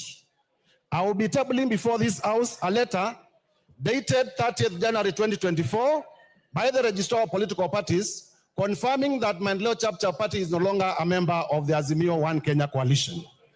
And I will be asking you, when you retreat, to give effect to that exit in line with the ruling that you made on the 6th of August 2023, as well as the judgment of the court. Mr. Speaker, as you retreat also, I will invite you to look at an important doctrine that has been developed by the Supreme Court in the United States, and that has been applied locally. And this is the political question doctrine, or the doctrine of justiciability. This doctrine was developed so that the separation of powers can be given effect, so that matters that are for the legislature are left to the legislature, matters that are for the judiciary are left to the judiciary, and matters that are for the executive are left to the executive. It is my submission that the matter of determining the minority leadership and the majority leadership is a matter for Parliament and is not a matter for courts of law. Finally, Mr. Speaker, it is important to look at the gazettement, the gazette notice that declared the members who have won positions. In the gazettement that was released by the IEBC, there was no mention of coalitions. There was no mention of Azimio. There was no mention of Kenya Kwanza. In my constituency, they declared Mwengi Mutuse the winner under Maendeleo Chap. In all the other constituencies, and if you look at that Gazette notice, there was no mention of a coalition. And therefore, you cannot assign membership based on the election. You assign membership based on the realities of the day. And this is to say that the issue of minority and majority is a moving target and can change anytime. And therefore, I urge you, Mr. Speaker, as I table this letter, to find that the numbers for Maendeleo Chap, we exited Azimio, and therefore, we should be counted on the Kenya Kwanza side. Thank you, Madenge of Nyeri. Thank you, Honorable Speaker. Honorable Speaker, allow me to start by acknowledging that in our country, the formation of coalitions is around post and pre-elections.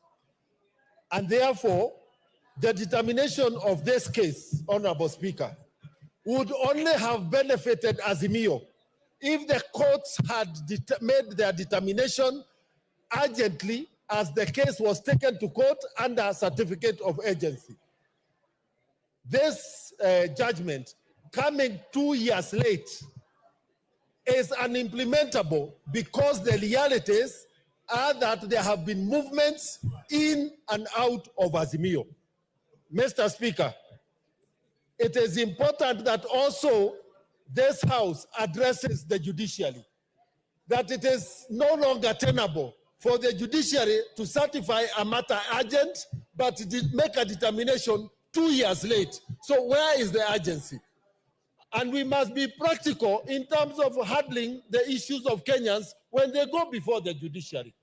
Honorable Speaker, as at this point in time, the only way out of this quagmire is for you, Mr. Speaker, and Parliament to communicate afresh to the Registrar of Political Parties and give us the facts as they are today, and on the basis of the response from the Registrar of Political Parties, make a determination as to which party has the majority members, and therefore let us move on with the business of the House. Honorable Speaker, I urge you to actually start and make a ruling on this issue. Thank you, Mr. Speaker. Didimas.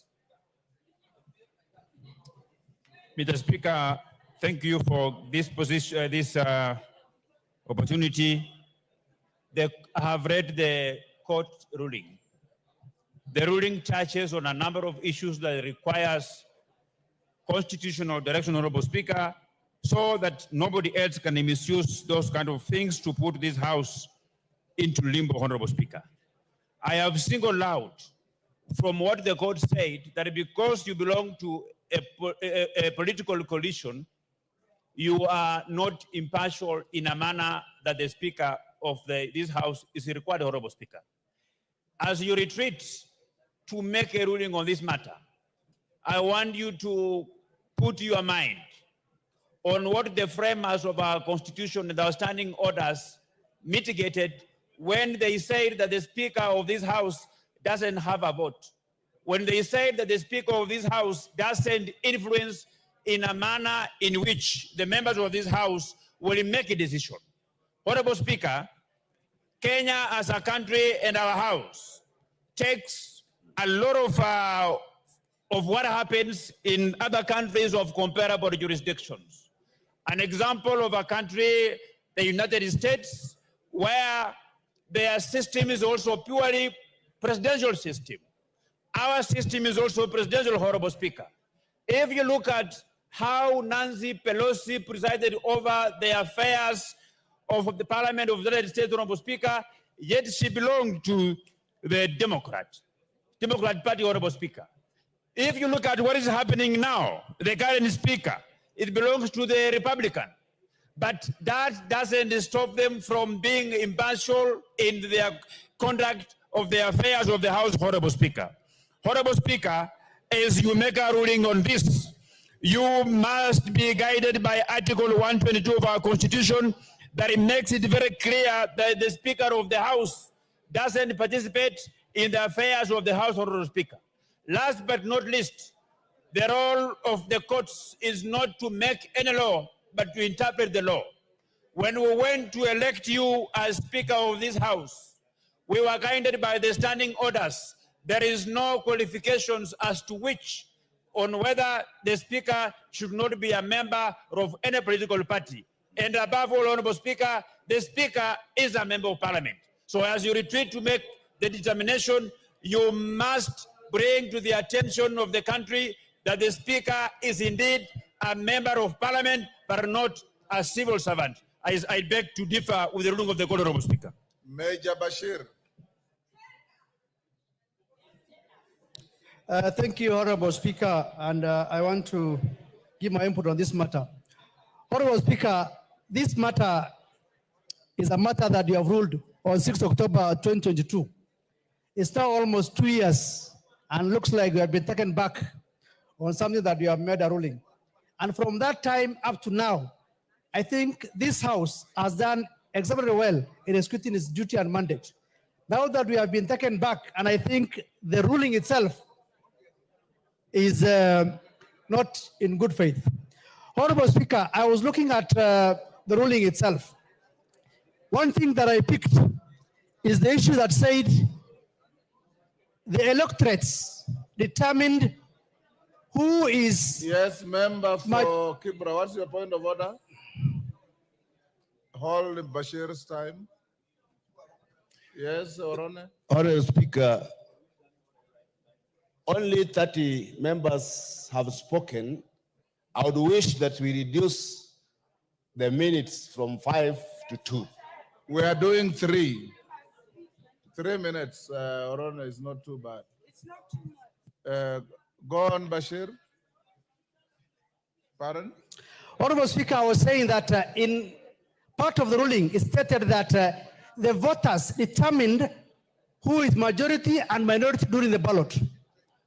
If you look at the specimen of the ballot paper, there was nowhere written Kenya Kwanza coalition or Azimio coalition. It was just individual members and individual parties. So I think on that aspect, they might have gone a bit too low on that aspect as well. So there's no way the voters have determined who is a member of a coalition and who is not a member of a coalition. Honorable Speaker, there is what we call pre-election pacts and post-election pacts. For the purpose of UDM, which I'm a member as well, we had a pre-election pact with Azimio coalition. We also had, after the elections, post-election pact with Kenya Kwanza. It's allowed. It's there in our statutes. There's no doubt about it. So if we, as UDM, decided that now we are working and have a relationship with Kenya Kwanza, I think no one can stop us from saying, why are you interacting? There's freedom of association, freedom of speech as well. So I think on that matter, and as you make your determination, the only person that you need to rely on is to ask the registrar of political parties to tell you what is the status of these 14 members through their parties and determine whether they belong to Kenya Kwanza or they belong to Azimio coalition. And I think on that aspect, we'll go back to what we call the status quo ante until you make the declaration. Thank you, Honorable Speaker. Jen Kagiri.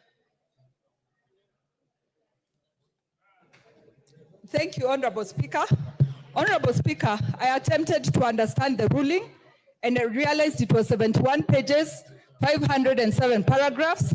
I read that there were 34 prayers, but the judges only honored 3. Honorable Speaker, in one of the rulings, the first one, the judges said that the majority and minority were already determined at the ballot on 9th August 2022. Honorable Speaker, as a layman, I would want to translate this to mean that the determination that was done at the ballot paper is based on the members of parliament seated in this House, Honorable Speaker. Honorable Speaker, I believe it's in your power to determine who the majority and the minority are by even a simple head count. I believe in the Constitution there is the freedom of association and any member can choose to be in whatever coalition they are in. Honorable Speaker, I believe it will be your honor to make the determination of the minority majority based on that. And I believe for the parties that already left their coalitions, there is a right to be in new associations that they deem comfortable and necessary for them. Thank you, Honorable Speaker. Thank you, Jen. Deputy Speaker, you said you wanted gender. Now let me give the women. Deputy Speaker. Thank you, Honorable Speaker. I think when this judgment came out, I remember reading it with a lot of disbelief as a lawyer. And first of all, maybe I can correct Honorable Junet. The court did not say that Azimio is the majority party. So you actually cannot be sitting on that seat. That is going to be determined by the speaker. As we speak now, that is not the case. So I said, I just wanted to point out a few things here. When I read the judgment, I can say it's conflated, it's convoluted, it is confusing, and it even reveals that there was no laws looked into. For example, the argument that the speaker cannot be a member of a political party or be a political party leader is flawed. Because first of all, Section 12 of the Political Parties Act prohibits every public officer from getting into a party or in politicking. But in subclause 2, it gives an exemption to the president, the deputy president, members of parliament, members of the county assembly, governors, and deputy governors. And the speaker is a member of the National Assembly. Article 97 of the Constitution gives the membership of parliament, which includes the speaker, the substantive speaker, as an ex-officio member. So even just from looking at that, and that is why I would like my colleagues who are praising the judgment to know that it has very glaring, complete disregard of the law. And that one, you don't need to be a magician. Just read Article 97 of the Constitution and then read Section 12, subsection 2. Also, if you see the way the court has interpreted the law and said that the determination of who is a majority party and minority party is decided by the people at the time of the ballot. Again, that is inaccurate. Kenya is a first past the post electoral system, which means it is individuals who have voted who can enter into a coalition and join parties. And I think they are confusing it with the South African method, because the South Africa has a mixed member proportional representation system. So people are voted in by parties, not as individuals.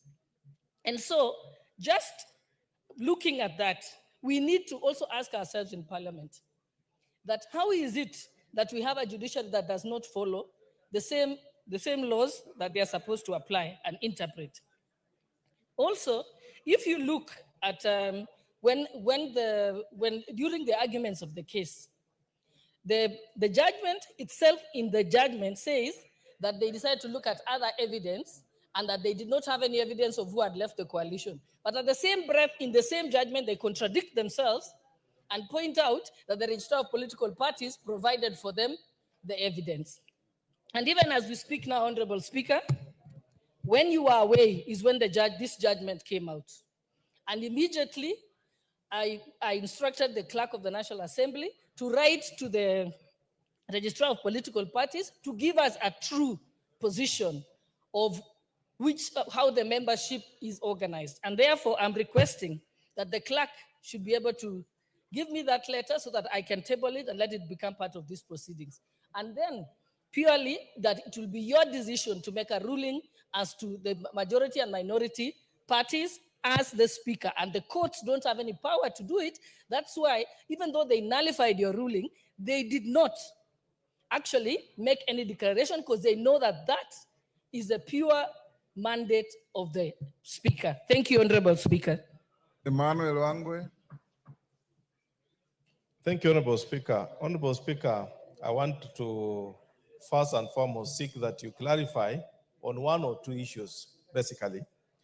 The issue, Honorable Speaker, to do with among the very many prayers that were cited by the petitioner was the prayer to declare the seat of yourself as being vacant. A situation which you tried to explain, Honorable Speaker, in the beginning, but my take it goes differently, Honorable Speaker.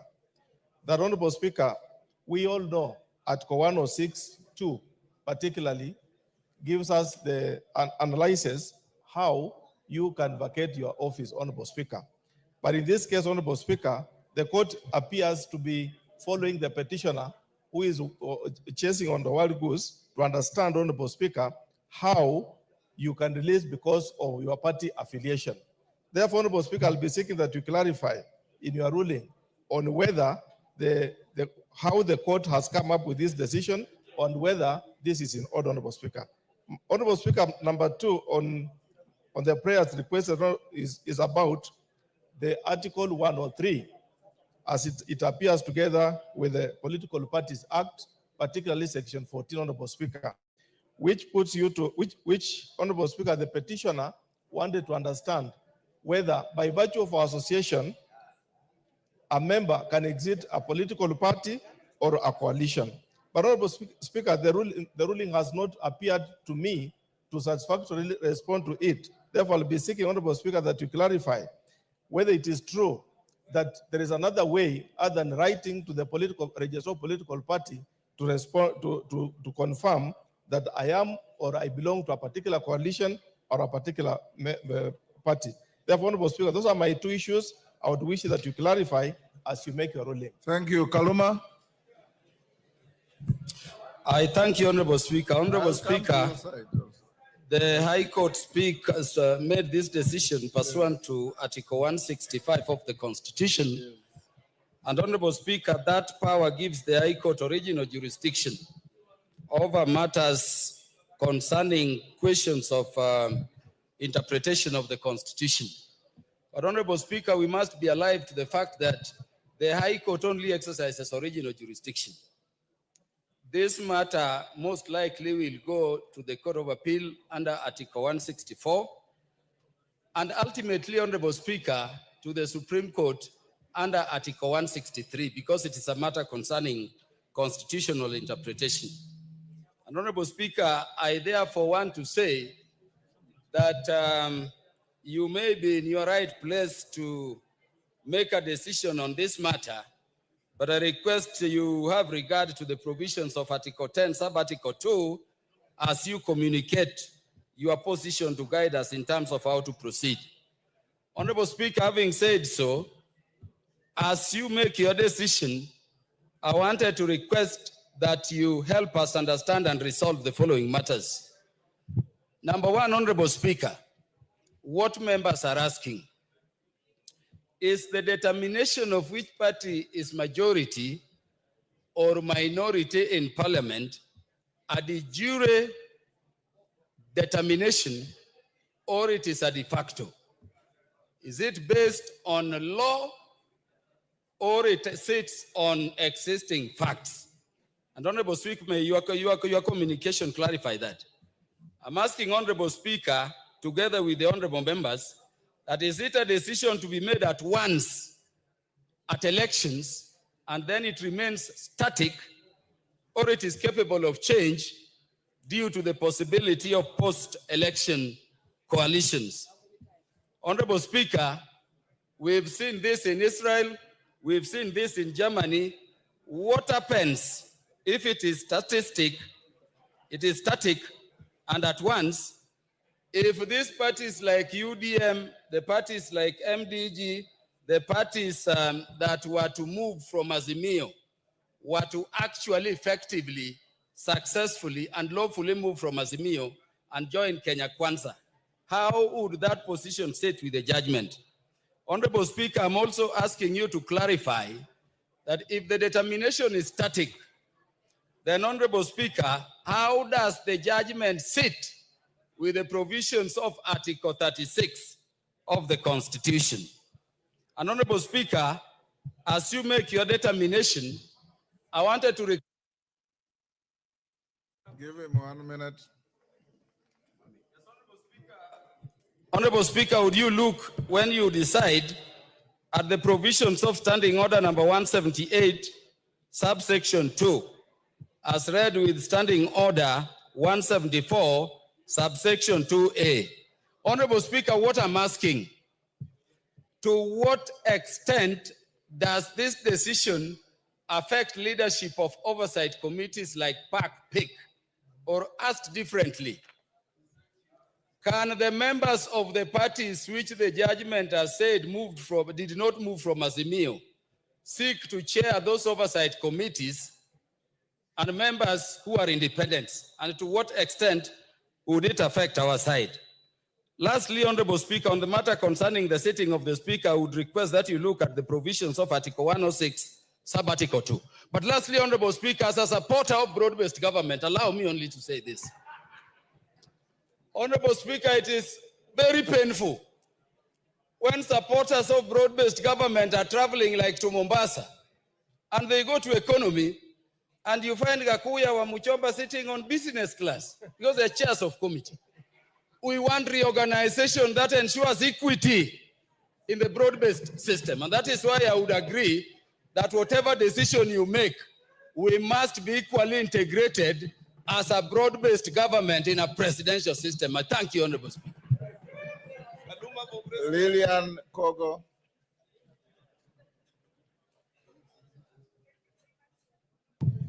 Thank you very much, Honorable Speaker, for giving me this chance.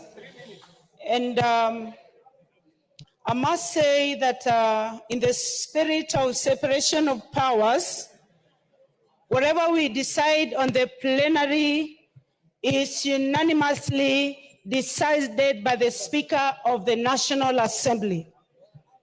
And in the recent past, the judiciary has had its own share of problems, which it could be making diversions from to make attention to Parliament. Why is this particular judgment being made 2.5 years after elections? What is their intention? We have issues of governance that we want to solve for our people. The people of Rangwe have no roads. I am not interested on who majority or minority is, but I want Junet Muhammad to be the majority. But for all I care right now is service delivery to the people of Kenya. This is what I want to say concerning this matter. We have 345 members or thereabout in the National Assembly. Where they come from, known with their names. Let next Tuesday determine this matter. Let everybody come in. Let us tell us whether they want to be majority or minority. We dispense with this matter and we go to serious national issues that will help the executive deliver on its mandate. And even us as members of National Assembly, we have a mandate to deliver to the people of the Republic of Kenya. And when it comes to voting for the Speaker of National Assembly, I will personally vote for one Moses Masika Wetangula to be the Speaker of National Assembly, so that we stop wasting a lot of time. We stop wasting a lot of time, Honorable Speaker. The world is moving forward. What are we doing as Kenyans? And if we are talking of majority and minority, how could majority impeach its own vice president? This is something that happened last year. So goals have shifted, posts have shifted, as it were, wakisema ni Junet niko na yeye. But what we want is that we want service delivery to Kenyans in the best way possible. Thank you, member for Keio South.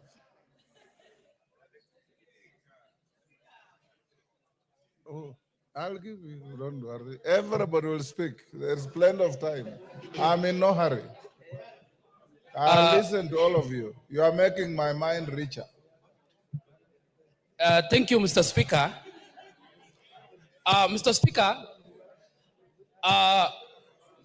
like my other colleagues, I have also read the judgment from the court. And Mr. Speaker, the only thing which they said you did wrong was that you didn't submit in your affidavit the evidence that the three parties, Mr. Speaker, you need to protect me. You are protected. Go on. Wanjala, you are making the member on the floor feel intimidated. Mr. Speaker, I have read the same judgment like my colleagues. And Mr. Speaker, first of all, let me say that you have never been impartial in this house. You have always been impartial. That one, there is no question. Mr. Speaker, the three-judge bench say that your only problem is that you didn't submit the evidence in your affidavit. So, Mr. Speaker, what you just need to do is to write to the registrar of political parties, get the evidence that the three parties, that is the UDM, PA, and the rest, that there are 14 members belong to Kenya Kwanza coalition. And Mr. Speaker, I also want to agree with my colleagues that the coalitions keep changing. Yesterday, we might have a coalition with 2 or 3 parties. Tomorrow, one coalition can move from this, one party can move from this coalition to another coalition.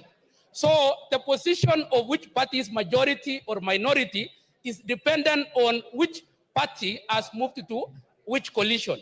So, Mr. Speaker, in your ruling, just write to the registrar of political parties, get us which coalition has how many members, and that matter is put to rest. Otherwise, like my colleague has said, that matter should rest here. The work of the court is not to decide which party or which coalition has how many members. It is the work and the ruling of the Speaker to decide which coalition has how many members. And as my colleagues have said, the court did not say that Azimio is the majority or this one is the majority. That's the work of the Speaker. So, Mr. Speaker, as you make your ruling, we'll abide by your ruling. Thank you. Nyaribari Chache. Thank you, Honorable Speaker. Honorable Speaker, I read the ruling, and in what I see as a strange judgment and one which is purely personal, driven by mischief. Honorable Speaker, why do I say so? The judgment stated that the Speaker is a stranger to this House and not a member of this House. Is this not shocking that the very persons who are supposed to interpret and apply the Constitution disregarded the plain provisions of Article 97 of the Constitution, which clearly states that you are a member of this House? In any case, Honorable Speaker, it is plain truth that the Speaker of any parliament is actually a member number 1 of that parliament.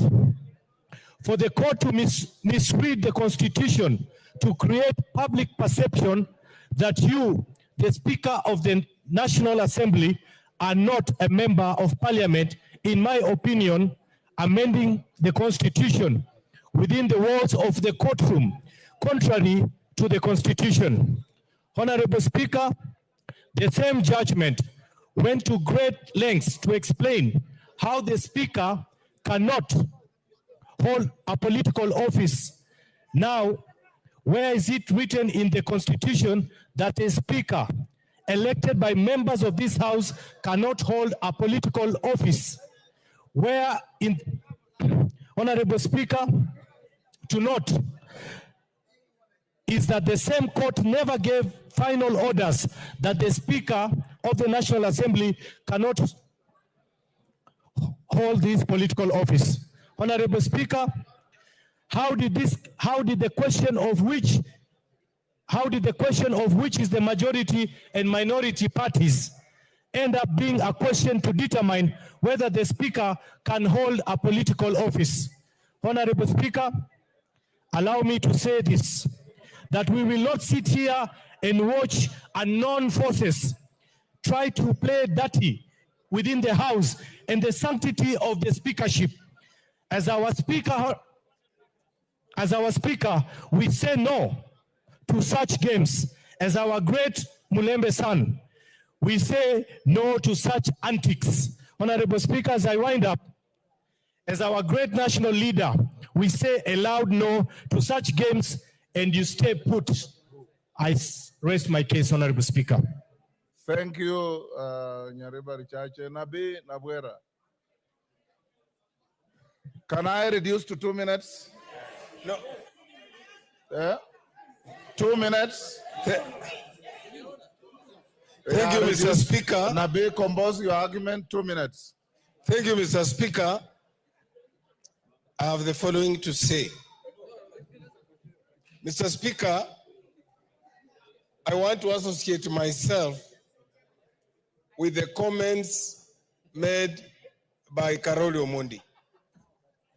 Mr. Speaker, this ruling is inviting you to make a finding. And Mr. Speaker, to make that finding, it is so simple, based on our Constitution, the Political Parties Act, and the standing orders. Mr. Speaker, can you be invited to make a finding based on the following? Number one, the letter from the Register of Political Parties, as the situation is. Number two, the spirit of broad-based.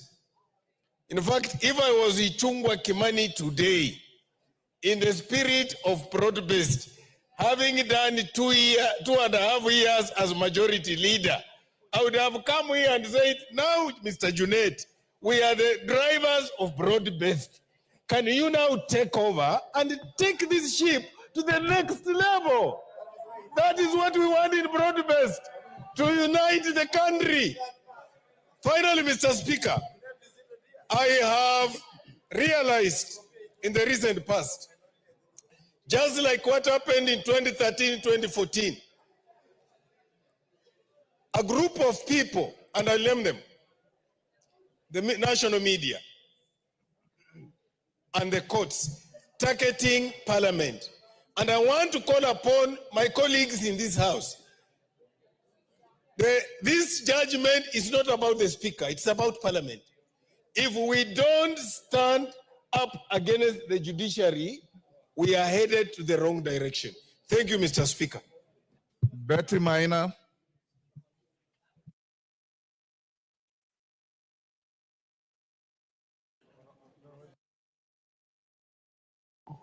Betty Maina. Thank you, Mr. Speaker. Mine is to seek for You your have 2 minutes. Yes. Thank you, Mr. Speaker. Mine is to seek for your clarification. Who is to guide this House when there is a stalemate? Secondly, Mr. Speaker, the court found that the decision you made in this House was null and void. My question is, in incidents like today, there is a lacuna. Who should make such decisions in this House? Finally, Mr. Speaker, is it within your inherent powers of the Speaker under Standing Order number 1 to make decisions of this House all our court? I ask those questions humbly, Mr. Speaker. Thank you.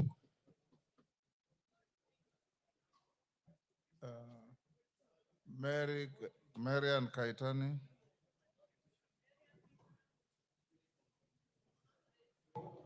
Thank you, Honorable Speaker. I stand to make reference to a letter that is doing the rounds on social media, and I think it's been written to you for your resignation following the judgment or the ruling of this case.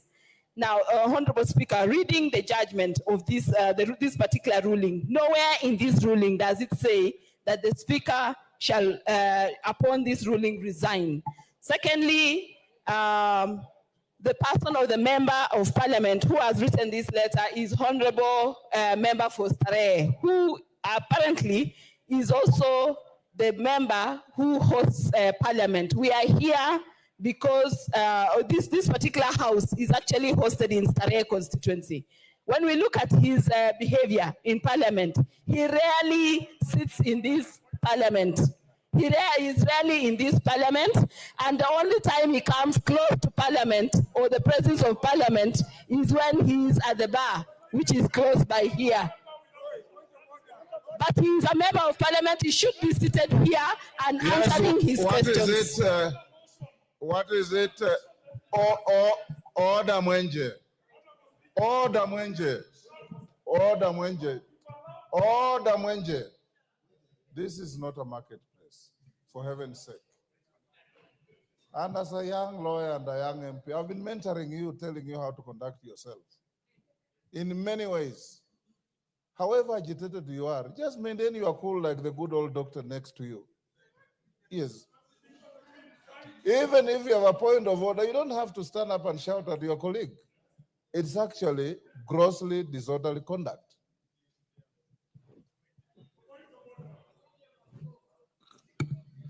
Carry on, Marian. Thank you, Honorable Speaker.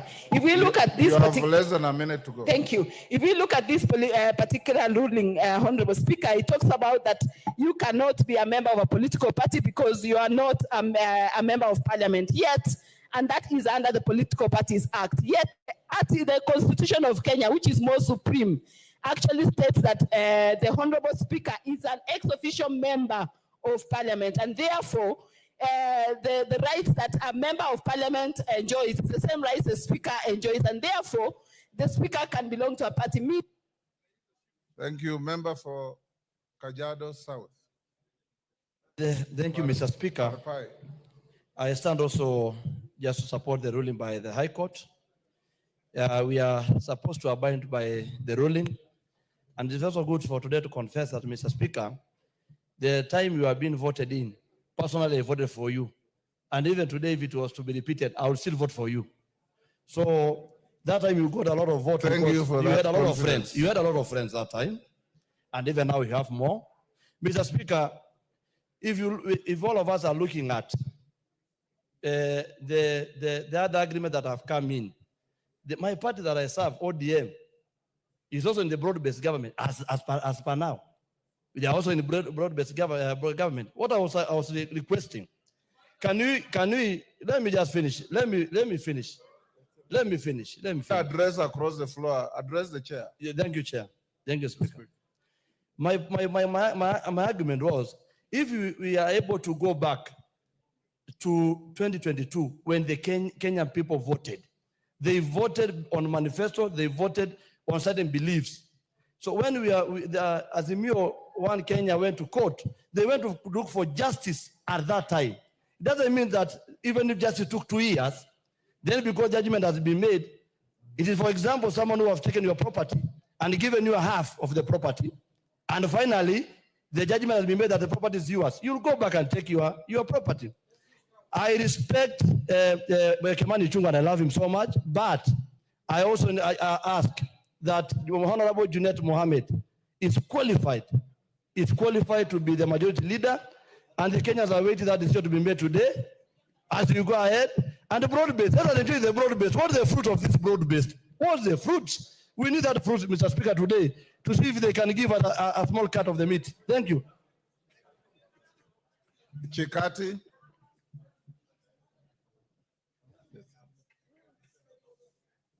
Give him the mic. You have 2 minutes. Thank you, Mr. Speaker. Mr. Speaker,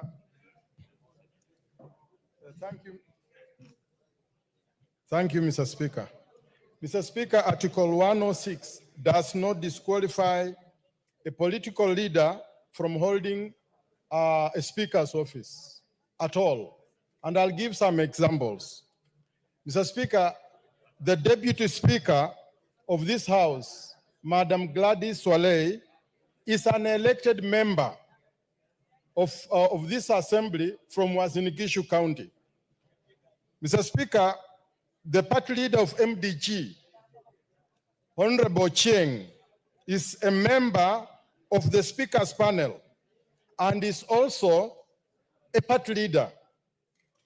The Senate Speaker, Amason Kingi, is a party leader of a party called Pamoja Africa Alliance Party. Regionally, Mr. Speaker, all the national assemblies, all the county assemblies are also being led by elected speakers in the county assemblies.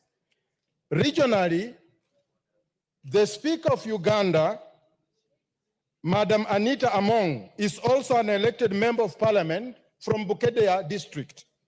In Tanzania, the Speaker of the National Assembly of Tanzania, Tulia Ackson, is an elected member of the National Assembly from Mbeya. This decision of disqualifying a speaker from holding a political office is unconstitutional and is an attempt to change Article 106 of the Constitution and is totally unacceptable. I submit. Thank you. Ben Suda. Okay. Honorable Speaker, for giving me this opportunity. I would want to seek for clarification and give my view on this issue. One, Speaker, we need to take a 13th Parliament to stop giving the public mixed reactions and mixed signals on issues. And therefore, court rulings must be respected. Mr. Speaker, you know very well, when there was the ruling on the wild goose chase, hot air and the rest, it was respected. When we are in this house, Mr. Speaker, as legislators, as lawmakers, I would want to support our colleagues who have requested you to guide and give us direction so that it is not for only members at this particular moment, but even for the years to come. When we undergo such kind of eventualities, things are set straight and pace is set. I want to appreciate the 6 facts which you gave on the ruling that the Speaker has conflict on interest. I was convinced with your 6 facts. But coming to the majority, party or position, Mr. Speaker, as I stand, you can see that I am and we are broadly competent and broadly majority. Even from the physical outlook, I'm the majority. I want to say, Mr. Speaker, that this matter should be put... Thank you, Mr. Speaker. Majority is not judged by body morphology. Thank you, Mr. Speaker, was intentional, but even the brain is majority. Mr. Speaker, I want to say that even the level that we have reached as a country, Honorable Junet Mohammed has navigated the River Niles and made sure that we are fully represented and there is peace. So this issue of mixed signal should not be there. Mr. Speaker, I say there is nothing wrong. KJ. Mr. Speaker, I thank you that I was able to catch your eye. And Mr. Speaker, you're hereby called upon to make a decision. And your decision is intended to be, expected to be a very Solomonic decision. Mr. Speaker, as you make your decision, you have to appreciate, one, that the problem that we are facing today is not a legal problem. In fact, it is a political problem. It is a numerical problem. It is about political numbers. Mr. Speaker, as you retreat to your chamber to make a ruling on this matter, all you need to understand is that there are pre-election coalitions and post-election coalitions. And this is Kenyans who decided, as they were granting themselves the constitution, that parties can come together before an election and come together after an election. So, Mr. Speaker, in the interest of time, so that this House can apply itself on the issues that Kenyans are keen to hear us debating, matters that concern their welfare, Mr. Speaker, I would call upon this House to agree that if, Mr. Speaker, you were to take a head count today, you would find that Kenya Kwanza is the majority, that Kimani Ichung'wah is the substantive majority leader, and that the numbers as they stand today, Mr. Speaker, you are right in your place to make a decision that Kenya Kwanza is the majority and status quo remains. Mr. Speaker, this is not legal. This is arithmetic. It is political. Just like Bunge cannot apply itself on interpreting the law, the courts cannot make political decisions for this country. So, Mr. Speaker, I want to ask us to protect the sanctity of this House so that we can go into the business that Kenyans elected us to do. They did not elect us to argue about who is leader of majority and who is leader of minority. Mr. Speaker, make your ruling. Rueda Obo. Asante Bwana Spika. Bwana Spika, twaheshimu uamuzi wa koti, lakini hapa hatukubaliani nao. Hatukubaliani nao kwa sababu gani? Kwa sababu mwanzo sisi kama Jubilee Party, sisi tulikuwa tushaenda, hatuko kwa Azimio. Ukiangalia mawaziri wale tuko nao sahihi, wale walopeleka hii mambo kotini, Mheshimiwa Ondai, Mheshimiwa Waziri Mbadi, sahihi wako kwa hii serikali, wao ni mawaziri. Kweni hawa majaji walikuwa hawaoni kwamba mambo yamepita na mambo yameendelea? Kweni walikuwa wanaishi Kenya gani? Sasa huku ni kuleta taharuki, na sisi hatuna haja ya taharuki. Hii serikali imepitia changamoto kubwa, changamoto nyingi. Kwa hivyo tunaomba tafadhali watupatie nafasi tuendelee. Na hili jambo lako Spika, mimi naona kama wewe, yani nashangaa kitu kama katiba haikusema, imenyamaza, yamaanisha inaruhusiwa. So haina haja kuwalenga maspika wawili hawa.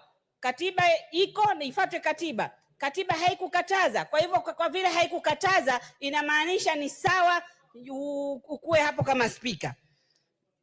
Bwana Spika, mimi naona mlengwa ni wewe, na labda utuambie ukweli. Hatujui umefanya nini huko, likanyaga waya au kuna history gani huko. Naona kama ni mlengwa wewe, umelengwa hapo. Na sisi tuwaona haya mambo ni kama kumwambia bibi na bwana wameoana, sasa uwaambie nyinyi kwa hamuruhusiwi legally kuoana. Watu washazaa, watu wamependana. Si tumeshikana kama broad base hiyo broad base. Sasa ya nini shida zote hizi?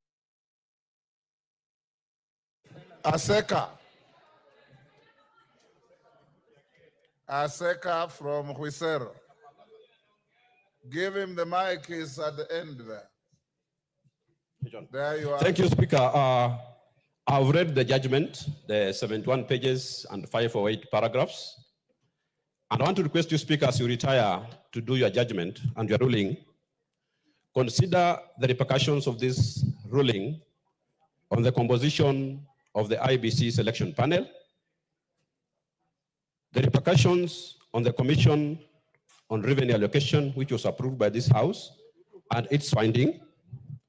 Honorable Speaker, also consider the repercussions of the committee reports of this House.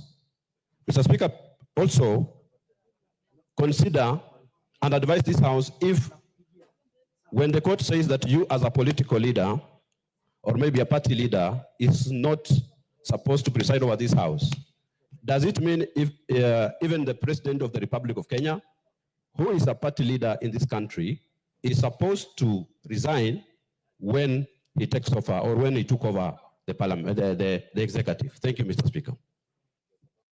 Member for Kitui, is it Kitui Central? Makali Mulu. Yeah, thank you, Honorable Speaker.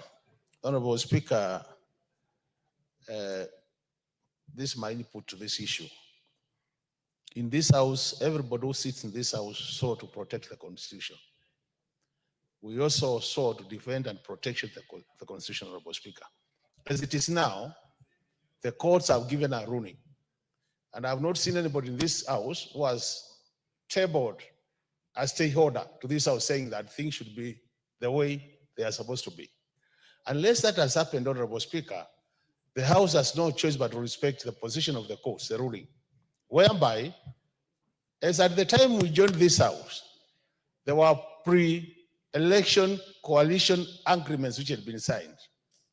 On the basis of those pre-election coalition agreements, Azimio was declared to be the majority leader. The way forward, Honorable Speaker, is if there are post-election coalition agreements which have been signed or formalized, they just need to be tabled, Honorable Speaker, and this matter will make it very easy for you to make a ruling.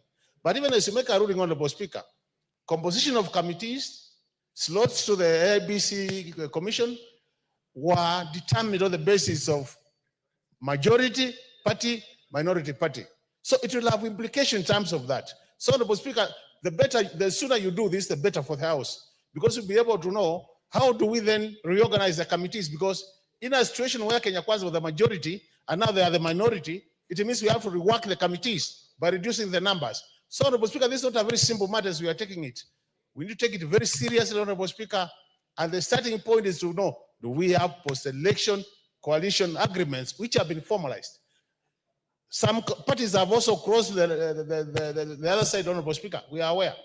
Some of us, White Power, we are still very... Yes, member sitting behind Rahim, is that Honorable Chiforomondo Makale? Thank you, Mr. Speaker. Yes. Mr. Speaker, apart from the quagmire which has been caused by the courts, it is a wake-up call for the courts to ensure that matters which are presented before them, it is concluded on time so that it doesn't cause all this confusion. Because then a lot has expired, has happened before or after the case was taken into court. Mr. Speaker, I have gone through parts of the ruling, and I've seen that they have said that the decision of the majority party in parliament was done by the electorate. And I want to differ, because then what was the reason for us to come and vote the majority leader here, the speaker and all those leaders whom we did? Then I believe that these people did just purposely to confuse this parliament, and we need to put our foot down, because then, Mr. Speaker, people outside there need to hear us debating very serious issues which actually affect them. And this is the time to expedite this matter, and your guidance, Mr. Speaker, is paramount and important so that we move on. Otherwise, I see this issue as a time-wasting strategy for this parliament. Thank you, Mr. Speaker.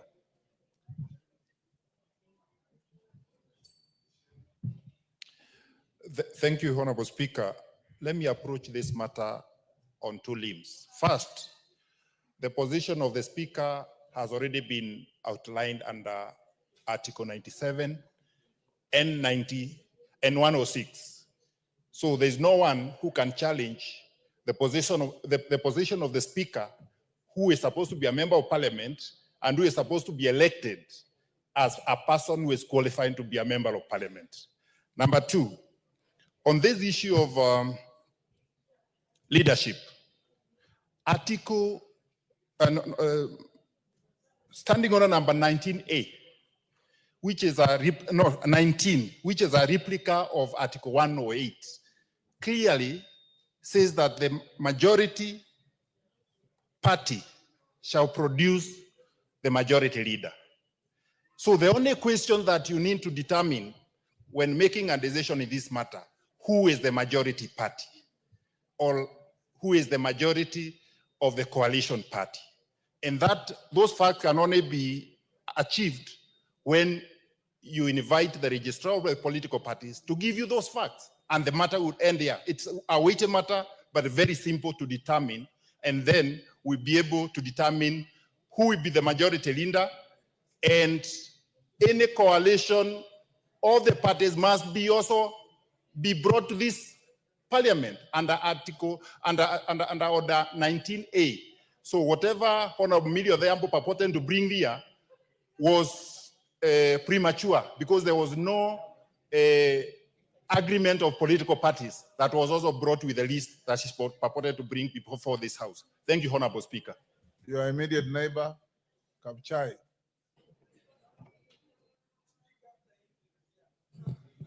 Thank you very much, Mr. Speaker. Mr. Speaker, the courts are intending to throw this House under the bus, and we must be very careful. On the 48 laws of power, Mr. Speaker, he said that if you want to disperse the flock, you strike at the shepherd. And you are the shepherd of this House. Striking you, Mr. Speaker, will disperse the flock of this House. I want to bring to your notice, Mr. Speaker, as you retire to make your judgment, that once this House was led by senior people, and I remember very well, Mr. Speaker, we had in 1993-94, Mr. Speaker, Fort Kenya was a leader of majority in this House, leader of opposition. under Honorable Jaramogi Oginga Odinga. But the moment the Speaker, Fort Kenya split into two, we got Fort Kenya and LDP. Mr. Speaker, during that time, we ran short of seats from 44 to 22, Mr. Speaker. And Honorable Mwai Kibaki, with the DP, took over this house as a leader of opposition. That tells you what, Mr. Speaker? The house leadership is dynamic. You can never step in a river twice, Mr. Speaker. If you do that, you are a different man in different waters. So, Speaker, this house is dynamic. Make a decision as is. Having heard Honorable Murungara said here, make the decision as is today. Give your evidence and declare. And the Speaker, Honorable Ichungwa, is a majority leader as is today, Mr. Speaker. Thank you, Mr. Speaker. Member for Matuga.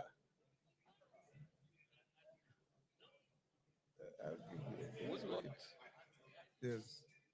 Give it to Honorable Tandaza. There is time, you'll all speak, so don't worry. Which one? Oh, asante. Asante, Mheshimiwa Spika. Tandaza, so nyorosha maneno. Asante, Mheshimiwa Spika. Kwa sababu mimi ni mhandisi, sikumbuki kama ni mwandishi gani aliyesema kwamba hata ikiwa ulikuwa na farasi wako ambaye unampenda, hata ikiwa ulikuwa na farasi wako ambaye anakimbia mbio kushinda na kuleta zawadi zote, lakini kwa bahati mbaya umri wako umefika na amefariki, haina haja uendelee kumbembeleza ule farasi, haina haja uendelee kumletea chakula ule farasi kwa sababu ulikuwa unampenda sana, ati atamka ndio aweze kukushindia zile mbio ulikuwa unazitaka. Kitu cha kufanya ni kutafuta farasi mwingine, umlishe, umfanyishe mazoezi, aendelee kushinda. Sasa uamuzi huu kwa kifupi umepitwa na wakati, na najua wanahistoria ni wengi hapa, ndio maana tunazungumza kwa kirefu, lakini ukweli ulivyo, na sidhani kama kuna mtu ambaye anateshwishi na jambo hili kwamba Azimio ilifariki. Kama hawataki kuizika ni sawa, lakini tunajua ilifariki, na uamuzi unazungumzia Azimio ambayo haipo. Sasa tutafufua vipi farasi ambaye amefariki hata kama tulikuwa tunampenda? Ndugu zangu, tukubalianeni, Spika tulimchagua sawa sawa. Kiongozi walio wengi ni Kimani Ichung'wah, yuko hapa na bado ndio tuko wengi. Sasa sioni haja tukidhani hata tutamfufua farasi. Asante sana Mheshimiwa Spika.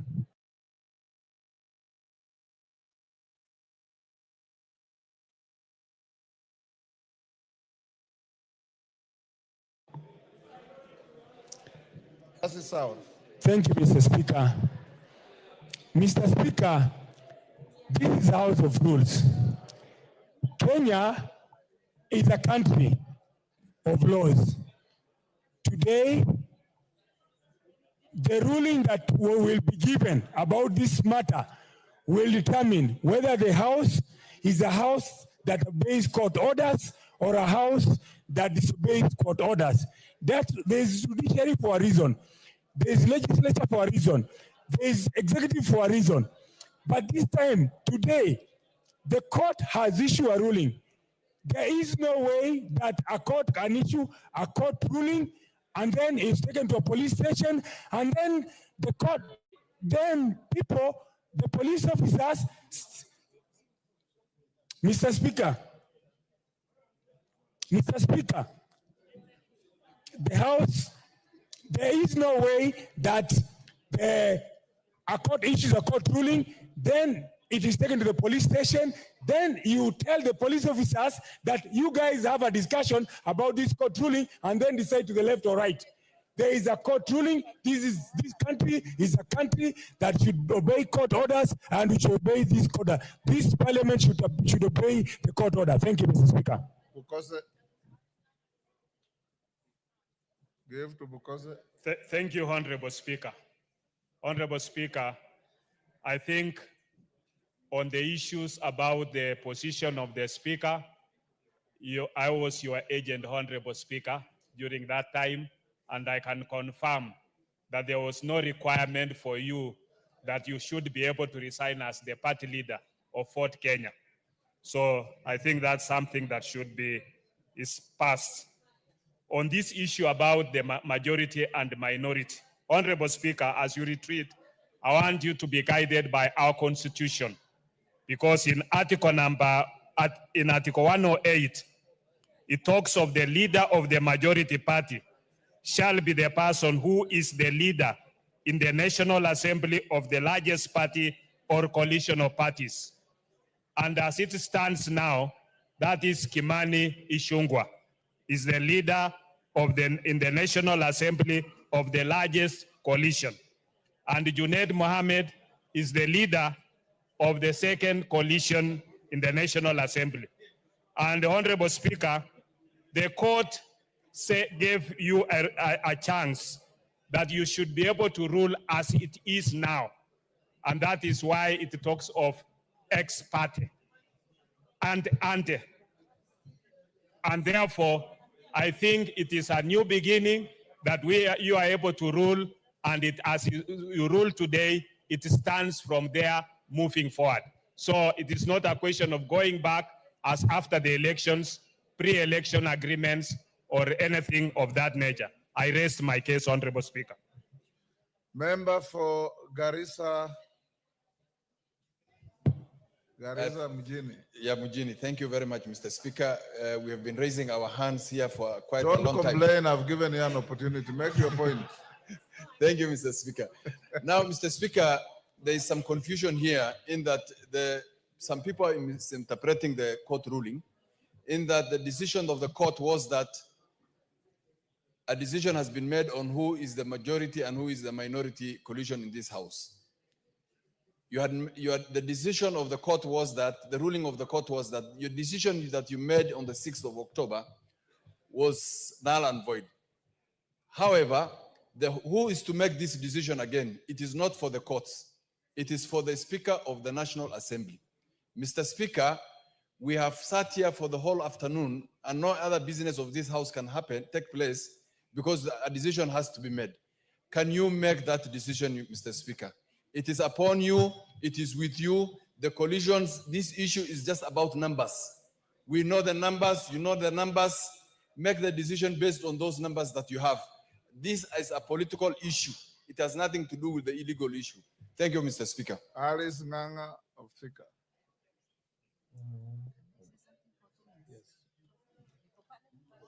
Thank you, Mr. Speaker. Mr. Speaker, in 2022, a ruling was done in this House, and Kimani Ichung'wah was declared the majority leader. And to me, that ruling still stands. Mr. Speaker, National Assembly is an independent arm of government, and whatever business that we do here stands. Courts cannot make laws. It is us who do it here.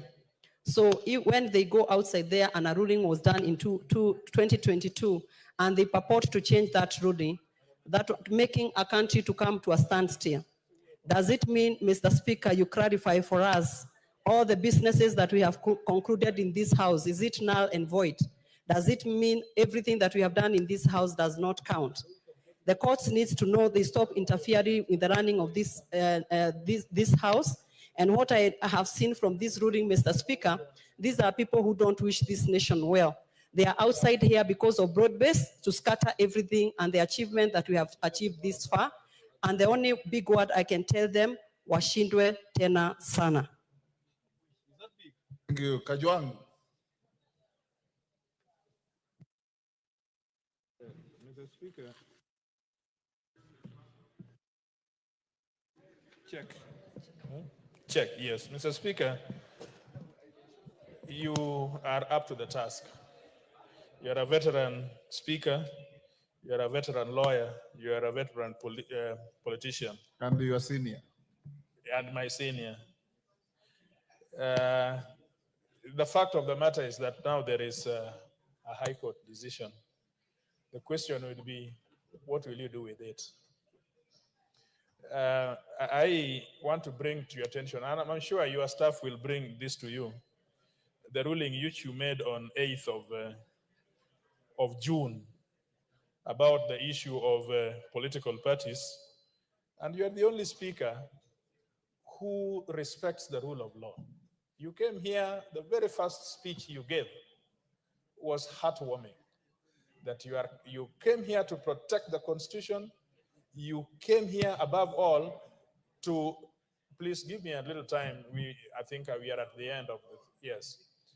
You came here to, if there is a court order, although you differ with them, although you could have a respectful view otherwise, but you'll obey it. What you said was this on that day,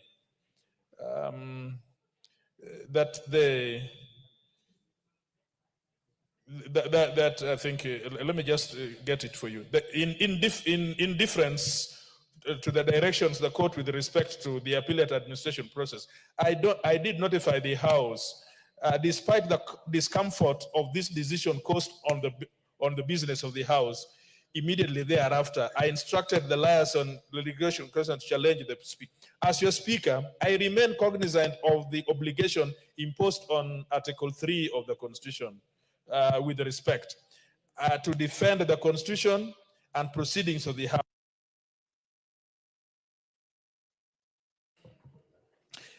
Despite the sympathies I hold for the predicament of the minority party, my hands are tied with regards to the court order.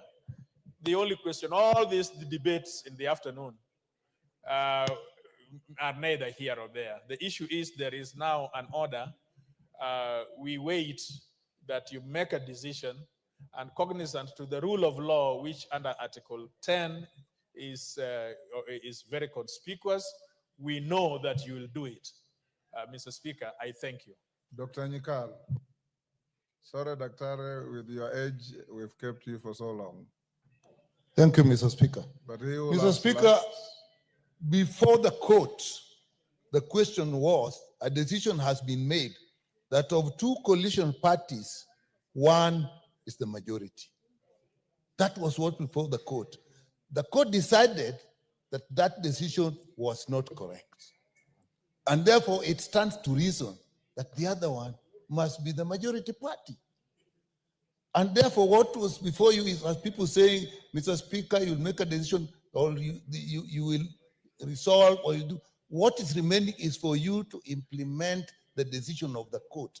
But if you take the position, Mr. Speaker, that the status ante is what prevails, then, Mr. Speaker, again, did you have to subject the whole House for this lengthy discussion?